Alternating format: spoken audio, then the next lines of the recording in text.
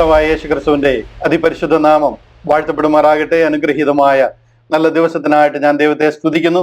കടന്നു വന്നിരിക്കുന്ന എല്ലാവർക്കുമായിട്ട് ഒരിക്കൽ കൂടി യേശു ക്രിസ്തുവിന്റെ നിശ്ചല നാമത്തിൽ സ്നേഹത്തെയും വന്ദനത്തെയും അറിയിക്കുന്നു. ഇന്ന് തുറന്ന ദിവസന്റെ പാഠശാല എന്ന ഈ ബൈബിൾ ക്ലാസിന്റെ 105-ാമത്തെ സെഷനാണ്. ഉത്സാഹത്തോടെ ഇതിൽ ചേർന്നിരിക്കുന്ന എല്ലാവരെയും ഓർത്ത് ഞാൻ എൻ്റെ ദൈവത്തെ നന്ദിയോടെ സ്തുതിക്കുന്നു. 104-ാമത്തെ എപ്പിസോഡ് കഴിഞ്ഞ ആഴ്ചയിൽ നമ്മൾ ചെയ്തുവെങ്കിലും അത് യൂട്യൂബിൽ അവൈലബിൾ ആകുവാൻ ഒരല്പം ലേറ്റായി. ചില സാങ്കേതിക പ്രശ്നങ്ങൾ ഉണ്ടായിരുന്നു. എന്നാൽ അത് ഇന്ന് രാവിലെ ലോഡ് ആകുവാനായിട്ട് ഇടയായിട്ടുണ്ട്. അതുകൊണ്ട് അതെല്ലാവരും കാണുവാൻ ഞാൻ വിശേഷാൽ ഓർപ്പിക്കുകയാണ്. അപ്പോസ്തോലിക പാരമ്പര്യം, അപ്പോസ്തോലിക അടിസ്ഥാനം എന്നീ രണ്ട് വിഷയങ്ങളെ ആസ്പദമാക്കിയായിരുന്നു 104-ാമത്തെ എപ്പിസോഡ് നമ്മൾ ചെയ്തത്. അത് അപ്പോസ്തല പ്രവർത്തികളുടെ ഒരു കണ്ടിന്യൂവേഷൻ അല്ല, എന്നിരുന്നാലും അപ്പോസ്തോലന്മാരുടെ അടിസ്ഥാനത്തിൽ ഈ സഭ പണിയപ്പെട്ടിരിക്കുന്നു എന്നുള്ളൊരു വിഷയം ആഴമായിട്ടുള്ളത് കാരണം ആ ഒരു കാര്യത്തിലുള്ള ഒരു ഉറപ്പ്, ആ ഒരു കാര്യത്തിലുള്ള ഒരു വാസ്തവം എന്താണ് എന്ന് നമ്മൾ അറിഞ്ഞിരിക്കേണ്ടത് ആവശ്യമായതുകൊണ്ടാണ് ആ വിഷയം ചെയ്യുവാനായിട്ടിടയായത്. എല്ലാവരും വിട്ടുപോകാതെ ഒരിക്കൽ കൂടി കാണുവാൻ ഞാൻ ഓർപ്പിക്കുകയാണ്. ഇന്ന് 19-ാമത്തെ അധ്യായത്തിലേക്ക് നമ്മൾ കടക്കണം. അപ്പോസ്തല പ്രവർത്തികൾ തുടർമാനമായ പഠനത്തിലാണല്ലോ. 18-ാമത്തെ അധ്യായം വരെ നമ്മൾ ചിന്തിക്കുവാനിടയായി. ഇന്ന് 19-ാമത്തെ അധ്യായം ആരംഭിക്കുവാനായിട്ട് ഞാൻ ആഗ്രഹിക്കുന്നു. 18-ാമത്തെ അധ്യായത്തിൽ നമ്മൾ ചിന്തിച്ച് നിർത്തിയത് അപ്പോസ്തലനായ പൗലോസ് പ്രിസ്കില്ലയോടും അക്വിലാസിനോടും ചേർന്ന് ഏകദേശം 1.5 വർഷത്തെ കൊരിന്തിലെ ശുശ്രൂഷയ്ക്ക് ശേഷം താൻ യെരുശലേമിലേക്ക് മടങ്ങിപ്പോകുന്നു. അതായത് 2ാമത്തെ മിഷണറി യാത്രയുടെ അവസാനത്തെ ആ ഒരു ട്രിപ്പ് താൻ തിരിച്ച് മടങ്ങി യെരുശലേമിലേക്ക് പോകുന്ന ഭാഗമാണ് നമ്മൾ ചിന്തിച്ചത്. കൊരിന്തിൽ നിന്നും ഏകദേശം 1.5 വർഷത്തെ 18 മാസത്തെ ശുശ്രൂഷയ്ക്ക് ശേഷം അവിടെ നിന്ന് എഫെസോസിൽ എത്തിച്ചേരുന്നു. എഫെസോസിലെ പ്രിസ്കില്ലയെയും അക്വിലാസിനെയും അവിടെ വിടുന്നു. അവിടെ ഏകദേശം ഒരാഴ്ചയോളം താൻ അവിടെ ഉണ്ടായിരുന്നു. അവിടുത്തെ പള്ളിയിൽ സിനഗോഗിൽ ശുശ്രൂഷിച്ചു. അതിനുശേഷം അവിടുന്ന് തിരിച്ച് കൈസരിയിൽ നിന്ന് യെരുശലേമിലേക്കും യെരുശലേമിൽ നിന്ന് അന്ത്യോക്യയിലേക്കും പോകുന്നതായിട്ട് നമുക്ക് കാണുവാനായിട്ട് കഴിയും. ഇന്ന് തൻ്റെ 3ാമത്തെ മിഷണറി യാത്ര ആരംഭിക്കുകയാണ്. ആ 19-ാമത്തെ അധ്യായത്തിലൂടെ നമ്മൾ കടന്നു വന്ന് ആ 3ാമത്തെ മിഷണറി യാത്രയുടെ പ്രാരംഭ ഭാഗങ്ങളാണ് ഇന്ന് ചിന്തിക്കുവാനായിട്ട് ആഗ്രഹിക്കുന്നത്. അതിൽ 1 മുതൽ 7 വരെയുള്ള വാക്യങ്ങൾ ചിന്തിക്കുവാനായിട്ട് ഇന്ന് ഞാൻ ആഗ്രഹിക്കുന്നു. നമുക്ക് തുടർന്നും അത് മുന്നോട്ട് പോകുവാൻ കഴിയുമായിരുന്നു. എന്നാൽ ഇതുപോലെ കഴിഞ്ഞ ആഴ്ചത്തെ പോലെ തന്നെ ഒരു ഇമ്പോർട്ടന്റ് വിഷയം ഇന്നും ഷെയർ ചെയ്യാനുള്ളത് കൊണ്ട് ഞാനൊരു അല്പം ബ്രേക്ക് അതിൽ നിന്ന് എടുക്കും. 7-ാമത്തെ വാക്യം വരെ നമ്മൾ ഇത് ചിന്തിക്കുവാനായിട്ട് കർത്താവിൽ ആഗ്രഹിക്കുന്നു. അതായത് ചോദ്യത്തിന് മറുപടി അല്ല എങ്കിലും ഞാൻ യൂട്യൂബിൽ കണ്ട ഒരു വീഡിയോ ഒരല്പം കൂടെ ഒന്ന് എക്സ്പ്ലെയിൻ ചെയ്യണം, ഒന്ന് എലാബറേറ്റ് ചെയ്യണമെന്ന് ആഗ്രഹിക്കുന്നു. സമയം അനുവദിച്ചാൽ അത് ചെയ്യണമെന്ന് ഞാൻ ആഗ്രഹിക്കുന്നു. അതായത് ഡോക്ടർ സാജു വി തോമസ്, എനിക്ക് അദ്ദേഹവുമായിട്ട് പേഴ്സണലി അറിവില്ല. അദ്ദേഹം മോഡറേറ്റർ ആയിട്ട് ചെയ്യുന്ന ഒരു വീഡിയോ യൂട്യൂബിൽ കാണുവാനായിട്ടിടയായി. അതൊരു ഓപ്പൺ ഡിസ്കഷനാണ്. അതിൽ രാജ്യത്തിന്റെ സുവിശേഷം, കൃപയുടെ സുവിശേഷം, ഈ 2 സുവിശേഷങ്ങൾ തമ്മിലുള്ള വ്യത്യാസം എന്താണെന്നുള്ള ഒരു ഓപ്പൺ ഡിസ്കഷൻ. അതിലൊരു പാസ്റ്റർ അതിന് എക്സ്പ്ലനേഷൻ കൊടുക്കുന്നത് കണ്ടു. എനിക്കത് കണ്ടിട്ട് അതിനൊരു മറുപടി പറയാതിരിക്കാൻ കഴിയുന്നില്ല. കാട്ടൊലിവായ നമ്മെ വെട്ടി നല്ല ഒലിവിൽ ഒട്ടിച്ചു എന്നൊക്കെ പറഞ്ഞ് അദ്ദേഹം ഒരു ചെറിയ ചെടിയൊക്കെ കൊണ്ടുവന്നിരുന്ന് വെട്ടി ഒട്ടിച്ച് ഒക്കെ എക്സ്പ്ലെയിൻ ചെയ്യുന്നത് കാണുവാനായിട്ടിടയായി. അത് നമ്മിൽ പലരും കണ്ടു കാണും. ആ കാണുന്നവർക്ക് തീർച്ചയായിട്ടും ഇദ്ദേഹം പറയുന്നതിൽ എന്തൊക്കെയോ കാര്യം ഉണ്ടല്ലോ എന്നൊരു ചിന്ത ഉണ്ടാകാൻ ചാൻസ് ഉള്ളത് കൊണ്ടാണ് ഞാൻ ആ വിഷയം ഒരല്പം കൂടെ ഒന്ന് എക്സ്പ്ലെയിൻ ചെയ്യണം എന്ന് ആഗ്രഹിക്കുന്നത്. അതിനൊരു കണ്ണന പ്രസംഗം ചെയ്യാനോ അല്ലെങ്കിൽ ആ വീഡിയോ എടുത്തിട്ട് അതിൻ്റെ ഭാഗമായിട്ട് അതിനെ എക്സ്പ്ലനേഷൻ ചെയ്യാനോ ഞാൻ താല്പര്യപ്പെടുന്നില്ല. കാര്യം അത് അവർക്കൊരു എന്താ പറയുക, അവരെ ഒരു ആക്ഷേപിക്കുന്ന മാതിരി ആയി പോകുമോ എന്ന് വിചാരിച്ചിട്ട് ഞാൻ ആ ഒരു വിഷയത്തിന് തുനിയുന്നില്ല. എന്നാൽ നമ്മളെ ശ്രദ്ധിക്കുന്നവർക്ക് ഈ കാര്യം മനസ്സിലാകേണ്ടതുകൊണ്ട് ആ വിഷയത്തിൽ പറഞ്ഞിരിക്കുന്ന 2 കാര്യങ്ങൾ, കൃപയുടെ സുവിശേഷം അല്ലെങ്കിൽ അതുപോലെ തന്നെ രാജ്യത്തിന്റെ സുവിശേഷം, ഇത് രണ്ടും ഒന്നാണെന്നാണ് അദ്ദേഹം പ്രസംഗിച്ച് അല്ലെങ്കിൽ പഠിപ്പിച്ച് സമർത്ഥിക്കാനായിട്ട് ശ്രമിക്കുന്നത്. അത് കേട്ട മോഡറേറ്ററും പറയുന്നു എല്ലാം ക്ലിയർ ആണ്, ഇപ്പോഴിനി ചോദ്യമൊന്നും ബാക്കിയില്ല എന്ന് പറഞ്ഞ് അത് അവസാനിപ്പിക്കുന്നതായിട്ട് കാണുവാനിടയായി. അത്രയും കണ്ടപ്പോൾ അത് കണ്ടുകൊണ്ടിരിക്കുന്ന പലർക്കും അതിലൊരു വിശ്വാസം ഉണ്ടാകാനുള്ള അല്ലെങ്കിൽ അതിനുള്ളൊരു ചാൻസ് ഉള്ളത് കൊണ്ട് അതിനൊരല്പം കൂടെ എലാബറേറ്റ് ചെയ്യാനായിട്ട് ഞാൻ ആഗ്രഹിക്കുകയാണ്. എനിവേ, നമ്മുടെ ഈ 19-ാമത്തെ അധ്യായത്തിന്റെ 1 മുതൽ 7 വരെയുള്ള ഭാഗങ്ങൾ ആദ്യമേ ചിന്തിച്ചതിന് ശേഷമേ അതിലേക്ക് വരത്തുള്ളൂ. അതുകൊണ്ട് പ്രാരംഭമായിട്ട് 19-ാമത്തെ അധ്യായം തുടങ്ങുന്നതിന് മുമ്പായിട്ട് തന്നെ നമ്മുടെ ആ ഒരു മാപ്പ് ഒന്ന് കാണുവാനായിട്ട് ആഗ്രഹിക്കുന്നു. 3ാമത്തെ മിഷണറി യാത്രയുടെ ഭാഗമായിട്ടാണ് ഈ 19-ാമത്തെ അധ്യായം ആരംഭിക്കുന്നത്. ഇവിടെ യെരുശലേമിൽ നിന്നും പൗലോസ് അപ്പോസ്തലൻ അന്ത്യോക്യയിൽ എത്തിച്ചേരുന്നു. ഈ പിങ്ക് കളറിൽ കാണുന്ന ഈ ഒരു ആരോ, ഈ ഒരു ലൈനാണ് 3ാമത്തെ മിഷണറി യാത്ര. അവിടെ നിന്നും അന്ത്യോക്യയിൽ നിന്നും ഉൾപ്രദേശങ്ങളിൽ കൂടി സഞ്ചരിച്ച് തർസോസിൽ, താൻ ജനിച്ച സ്ഥലമാണ് തർസോസ്, തർസോസിൽ കൂടി ഡെർബയിൽ എത്തുകയും ഡെർബെ വഴി ഇക്കോനിയയിലും, ഇക്കോനിയ വഴി അന്ത്യോക്യയിലും, അന്ത്യോക്യ പിസിഡിയയിലെ അന്ത്യോക്യയിൽ എത്തിച്ചേരുന്നു. ആ പിസിഡിയയിലെ അന്ത്യോക്യയിൽ നിന്നും രണ്ടാമത്തെ മിഷണറി യാത്രയ്ക്ക് വന്നപ്പോൾ ഈ ചുമന്ന ലൈൻ കണ്ടു, ഇതുവഴി അങ്ങ് പോകുമായിരുന്നു. കാര്യം പരിശുദ്ധാത്മാവ് പറഞ്ഞു ആസിയയിൽ ഇനി സുവിശേഷം പ്രസംഗിക്കേണ്ട, ആ സമയത്ത് പ്രസംഗിക്കേണ്ട എന്ന് പറഞ്ഞതുകൊണ്ട് അതിന്റെ അതിരിൽ കൂടി, അതായത് ഈ ബിദുനിയ, പൊന്തോസ്, ഗലാത്യ വഴി അങ്ങനെ അങ്ങ് മൂസ്യ വഴി ഈ ത്രോവാസിൽ എത്തിച്ചേരുകയായിരുന്നു. എന്നാൽ ഈ പ്രാവശ്യം ഉൾപ്രദേശങ്ങളിൽ കൂടി സഞ്ചരിച്ച്, അതായത് ഈ ഫ്രിങ്കിയ വഴിയൊക്കെ സഞ്ചരിച്ച് എഫസോസിൽ എത്തിച്ചേരുകയാണ്. ഇവിടെ എഫസോസിൽ എത്തിച്ചേരുന്നു.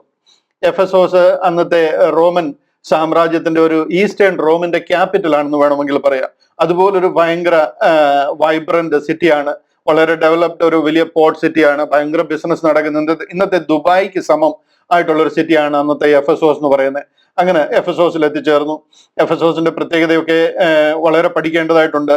അർത്തമീസ് എന്ന് പറയുന്ന ഒരു ദേവി, ഉലകം മുഴുവനും ആരാധിക്കുന്ന ദേവിയാണ്. അവരുടെ ഹെഡ് ക്വാർട്ടേഴ്സ് എന്ന് വേണമെങ്കിൽ പറയാം.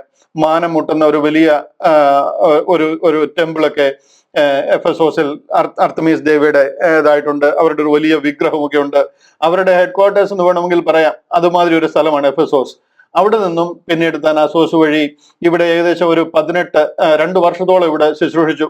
അങ്ങനെ താൻ അവിടെ നിന്നും പിന്നീട് വീണ്ടും നിയോപ്പൊലീസിലും ഫിലിപ്പിയയിലും അതുവഴിയൊക്കെ വന്ന് ബെറിയയിലും തെസലോനിക്കയിലും ഒക്കെ വന്ന് വീണ്ടും കൊരിന്തിലെത്തുന്നതായിട്ടും, അഖായ കൊരിന്തിലെത്തുന്നതായിട്ടും, കൊരിന്തിൽ വഴി പിന്നെ ഉൾപ്രദേശങ്ങളിൽ കൂടെ സഞ്ചരിച്ച് മാസിഡോണിയൻ പ്രദേശങ്ങളിലൂടെ ഒക്കെ സഞ്ചരിച്ച് തെസലോനിക്കയിലും ബെറോവയിലും എത്തി. അതിനുശേഷം ഈ ഫിലിപ്പിയയിൽ നിന്നും മടങ്ങിപ്പോരുന്ന, അതായത് മൂന്നാമത്തെ മിഷണറി യാത്ര കഴിഞ്ഞുള്ള മടക്ക യാത്ര നമുക്ക് കാണാം. ത്രോവാസിലെത്തുന്നു. ത്രോവാസിൽ വന്നപ്പോഴാണ് ഇവിടെ ഒരു മീറ്റിംഗ്, രാത്രിയിൽ വളരെ ലേറ്റ് നൈറ്റ് വരെ അവിടെ മീറ്റിംഗ് നടത്തുകയും യൂത്തിക്കോസ് എന്ന് പറയുന്ന ഒരു ചെറുപ്പക്കാരൻ മൂന്നാമത്തെ നിലയിൽ നിന്നും താഴെ വീണ് മരിച്ചു പോവുകയും പൗലോസ് അവന് വേണ്ടി പ്രാർത്ഥിച്ചപ്പോൾ അവന് ജീവൻ പ്രാപിക്കുകയും ഒക്കെ ചെയ്തത്. ഇവിടെ നിന്നും മെത്തലീൻ വഴി ഇങ്ങനെ മിലത്തോസിൽ എത്തിച്ചേരുന്നു. മിലത്തോസ് എഫസോസിന് അടുത്തൊരു സ്ഥലമാണ് മിലത്തോസിൽ എത്തിച്ചേരുകയും ഇവിടെ നിന്ന് വീണ്ടും കപ്പൽ, ഇവിടെ ഒരു വലിയ ഫെയർവെൽ മീറ്റിംഗ് ഒക്കെ നടക്കുന്നത്. ഈ 20-ാമത്തെ അധ്യായത്തിൽ ഏറ്റവും കൂടുതൽ കാര്യങ്ങൾ പറയുന്നതൊക്കെ മിലത്തോസിലെ യാത്രയയപ്പൊക്കെയാണ്. അതിനുശേഷം പോളിനെ അവരൊക്കെ കഴുത്തിൽ കെട്ടിപ്പിടിച്ച് കപ്പലോളം ചെന്ന് യാത്ര അയക്കുകയും പിന്നെ തന്റെ മുഖം കാണത്തില്ല എന്ന് പറഞ്ഞത് കാരണം വളരെ ദുഃഖിച്ച് തനിക്കൊരു യാത്രയയപ്പ് കൊടുക്കുകയൊക്കെ ചെയ്യുന്ന ഭാഗം നമുക്കറിയാം. അതിനുശേഷം പത്തര എന്ന് പറയുന്ന സ്ഥലത്തെത്തുകയും പത്തര വഴി നേരെ സീതോനിൽ കൂടി എരുസലേമിലും അതുവഴി ജെറുസലേമിലും എത്തിച്ചേർന്ന് അവിടെ വെച്ച് അവസാനിക്കുന്നതാണ് 3-ാമത്തെ മിഷണറി യാത്ര. ഇതിനെക്കുറിച്ചാണ് നമ്മൾ ഇനിയും കാണാൻ പോകുന്നത്. 19-ാമത്തെ അധ്യായം തുടങ്ങുന്നത് പോള് അന്ത്യോക്യയിൽ കൂടി ഉൾപ്രദേശങ്ങളിൽ കൂടി സഞ്ചരിച്ച് ഇവിടെ എഫസോസിലെത്തി ചില ശിഷ്യന്മാരെ കണ്ടു എന്ന് പറയുന്ന ഒരു ഭാഗമാണ് 19-ാമത്തെ അധ്യായം തുടങ്ങുന്നത്. അപ്പൊ നമുക്ക് ഇതിനെക്കുറിച്ച് ഒരു റൂട്ട്, എവിടെയാണ് വന്നത്, എവിടാണ് പോള് പ്രസംഗിച്ചുകൊണ്ടിരിക്കുന്നത്, എവിടാണ് കാര്യങ്ങൾ നടക്കുന്നതെന്ന് അറിഞ്ഞിരിക്കുന്നത് നല്ലതാണ്. ഇതുവരെയുള്ള ഈ സെറ്റിങ്സ് നിങ്ങളുടെ ജീവിതകാലം മുഴുവനും മനസ്സിൽ നിന്ന് വിട്ടുപോകരുത്. നിങ്ങൾക്ക് വളരെ ക്ലിയർ ആയിട്ട് അറിയാം 1-ാമത്തെ മിഷണറി യാത്രയിൽ എന്ത് നടന്നു, 2-ാമത്തെ മിഷണറി യാത്രയിൽ എന്ത് നടന്നു, 3-ാമത്തെ മിഷണറി യാത്രയിലേക്ക് നമ്മൾ കയറിയിരിക്കുക, ഇവിടെ എന്ത് നടക്കുന്നു. ഈ ഒരു സെറ്റിങ്സ് മനസ്സിലുണ്ടായിരിക്കണം. എന്നാലേ ഈ പുതിയ നിയമ പുസ്തകങ്ങൾ വായിച്ചു കഴിഞ്ഞാൽ നമുക്ക് ക്ലിയർ ആയിട്ട് മനസ്സിലാകത്തുള്ളൂ. ആരോട് എന്തിനു പറഞ്ഞു എന്നൊക്കെ നമുക്ക് മനസ്സിലാകത്തുള്ളൂ. അതുകൊണ്ട് ഈ ഒരു കാര്യങ്ങൾ വളരെ ക്ലിയർ ആയിരിക്കണം. അപ്പോസ്തല പ്രവൃത്തികൾ 19-ാമത്തെ അധ്യായം അതിന്റെ 1-ാമത്തെ വാക്യം മുതൽ ഞാൻ വായിച്ചു തുടങ്ങാം. 7-ാമത്തെ വാക്യം വരെ അതൊന്ന് പെട്ടെന്ന് വായിച്ചിട്ട് നമുക്ക് ആ വിഷയത്തിലേക്ക് വരാം. അവിടെ ഇങ്ങനെയാണ് പറയുന്നത്: അപ്പല്ലോസ് കൊരിന്തിൽ ഇരിക്കുമ്പോൾ പൗലോസ് ഉൾപ്രദേശങ്ങളിൽ കൂടി സഞ്ചരിച്ച് എഫസോസിലെത്തി ചില ശിഷ്യന്മാരെ കണ്ടു.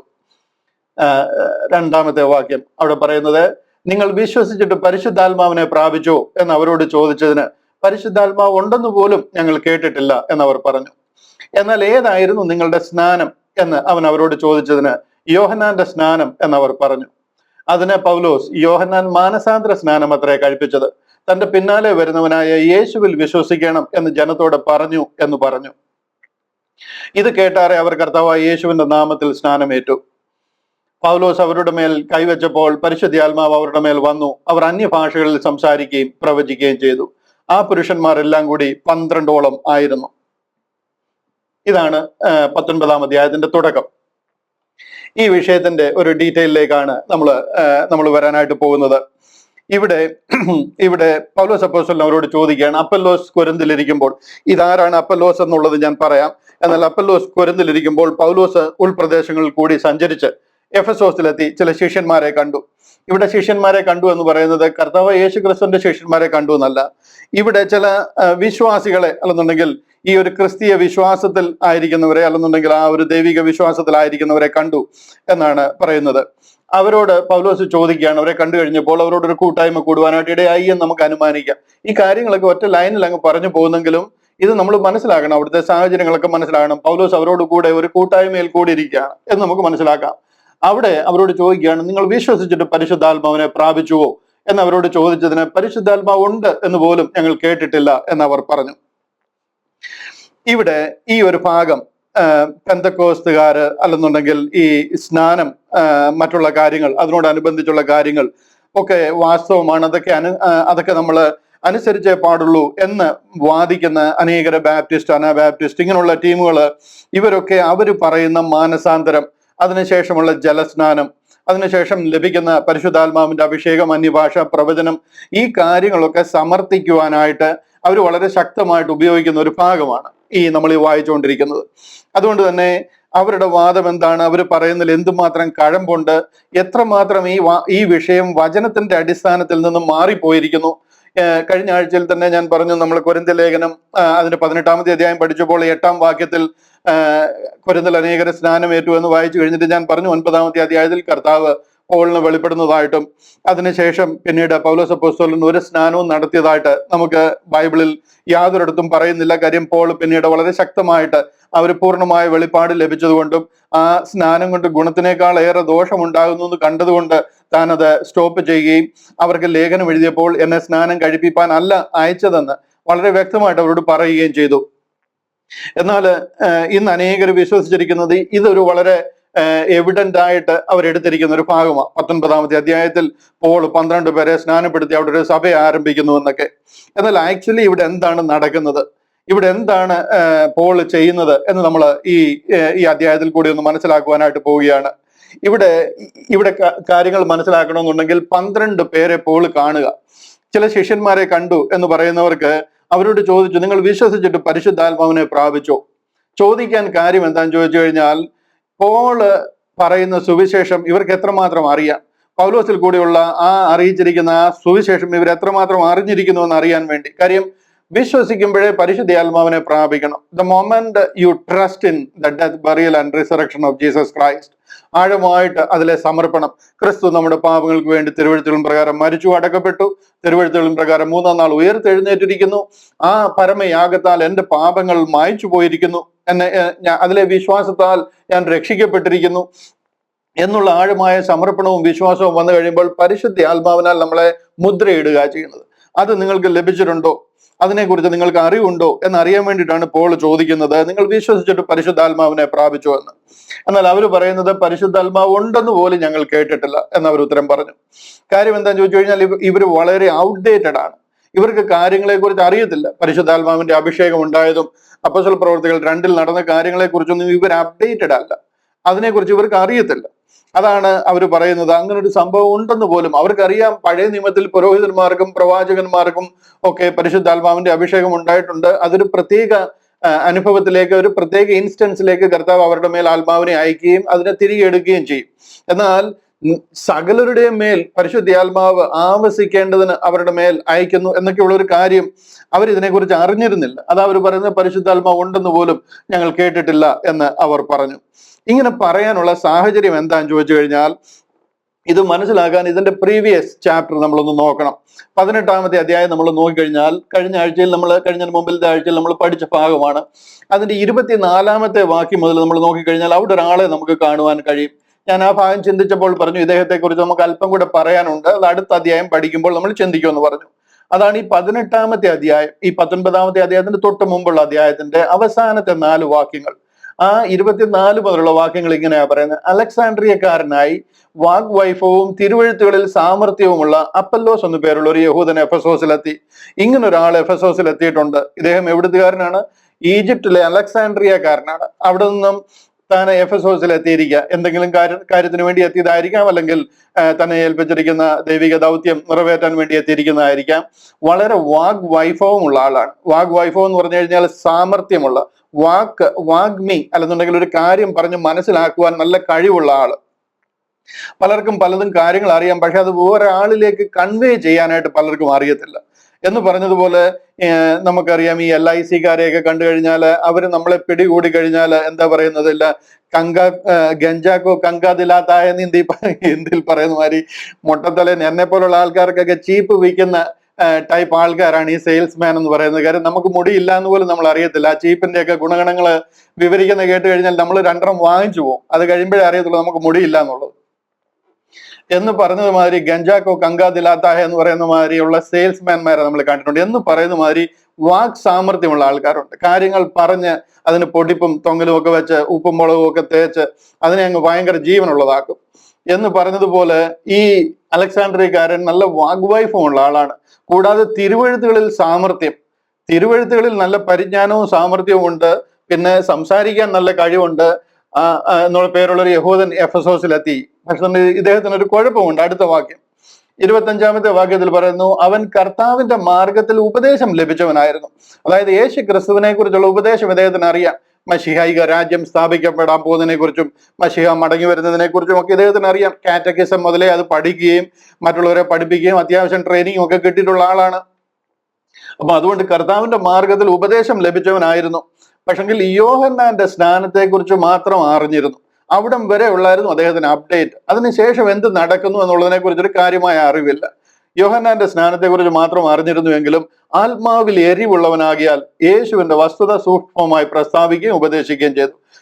ഞാനീ പറഞ്ഞ അദ്ദേഹത്തിന് പഴയ നിയമത്തിലെ കാര്യങ്ങളിൽ നല്ല നിശ്ചയമുണ്ട്, നല്ല സാമർഥ്യമുണ്ട്, സംസാരിക്കാൻ കഴിവുണ്ട്. പോരായെങ്കിൽ അതിന്റെ കൂടെ അടുത്ത ഒരു കൃപയാ പുള്ളിക്ക് കിട്ടിയിരിക്കുന്നത്, ആത്മാവിൽ എരിവുള്ളവൻ. മനസ്സിലായോ? ആത്മാവിൽ എരിവുള്ളവൻ എന്ന് പറഞ്ഞു കഴിഞ്ഞാൽ നല്ല ഫയറിൽ നിൽക്കുന്ന ആളാണ്. അപ്പൊ തന്റെ ഉപദേശം പറയാൻ തനിക്ക് എത്രമാത്രം ഒരു താല്പര്യം ഉണ്ടായിരിക്കുമോ നിങ്ങളൊന്ന് ആലോചിച്ച് നോക്കുക. നല്ല ആത്മാവിൽ എരിവുള്ള ഒരു മനുഷ്യൻ, ഈ സത്യം വിളിച്ചു പറയാൻ ആരോടും പ്രസംഗിക്കുവാൻ കഴിയുന്ന രീതിയിൽ ഒരു ആത്മീക എരിവുള്ള മനുഷ്യൻ. ഈ ക്വാളിറ്റീസ് എല്ലാം ഉള്ള ഒരാള് എഫെസോസിൽ എത്തിയിരിക്കുക. പോരായെങ്കിൽ അവിടുത്തെ പള്ളിയിൽ സംസാരിക്കുക, എഫെസോസിലെ പള്ളിയിൽ അവിടുത്തെ സിനഗോഗിൽ സംസാരിക്കുക. അവൻ പള്ളിയിൽ പ്രാഗൽഭ്യത്തോട് പ്രസംഗിച്ചു തുടങ്ങി.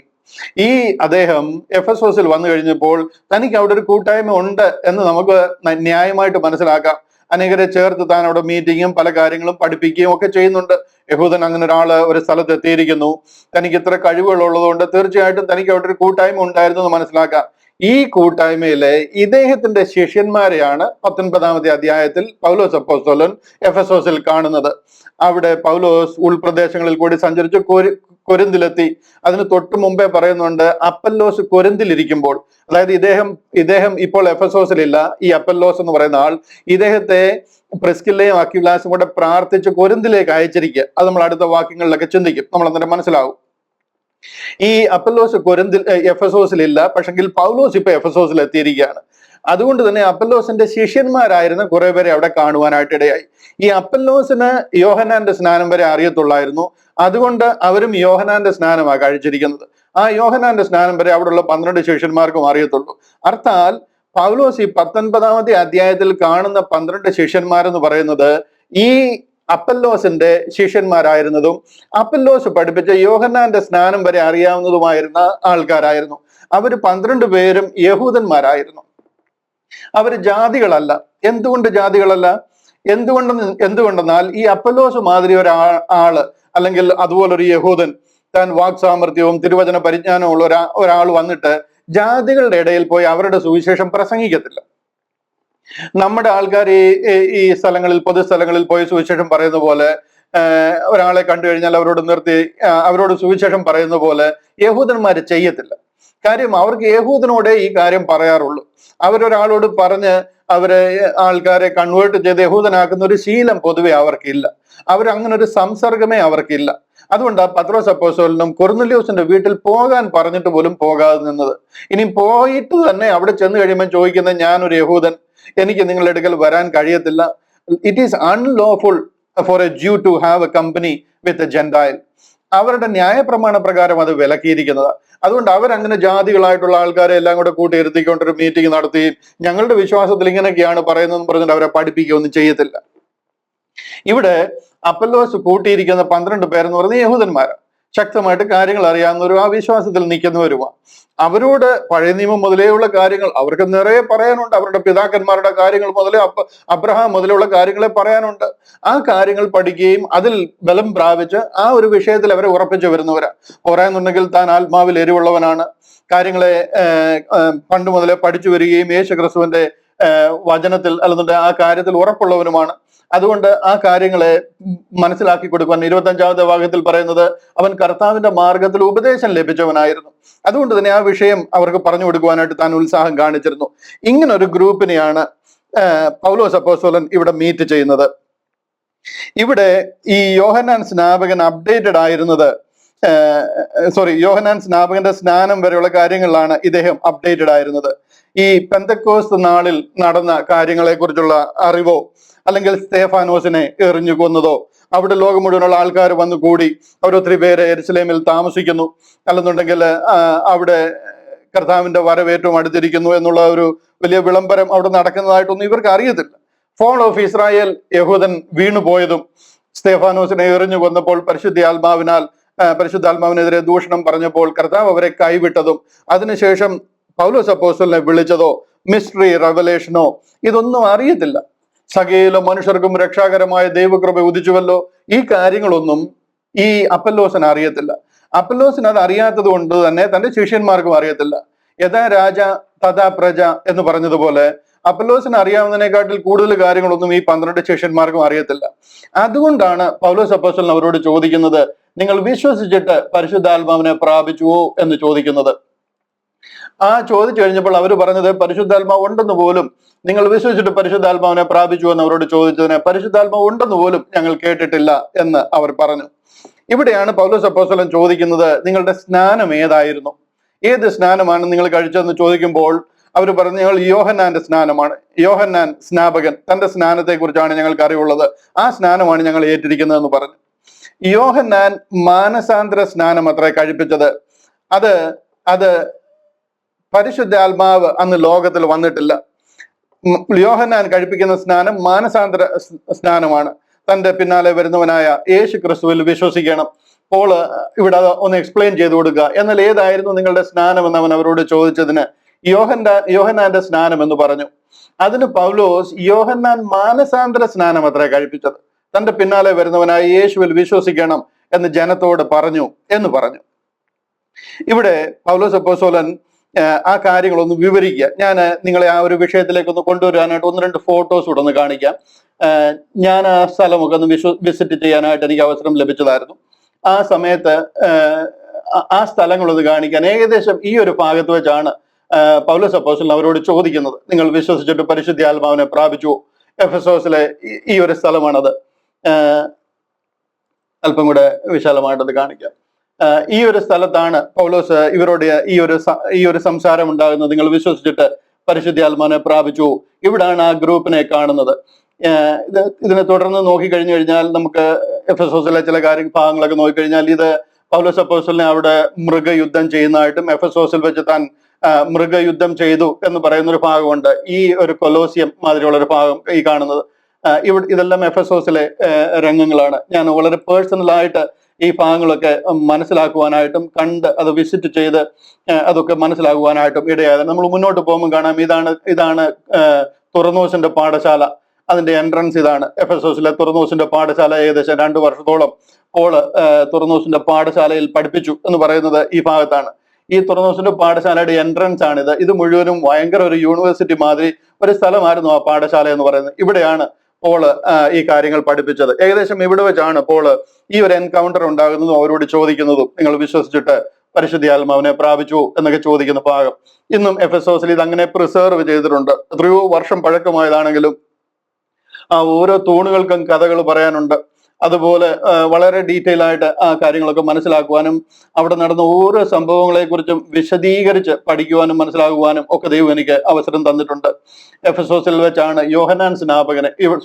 യോഹന്നാനെ നാട് കടത്തുന്നത് ഇവിടെ നിന്നാണ്. എഫെസോസിൽ നിന്നാണ് പത്മോസിലേക്ക് നാട് കടത്തുന്ന ആ ഒരു ഭാഗമാണിത്.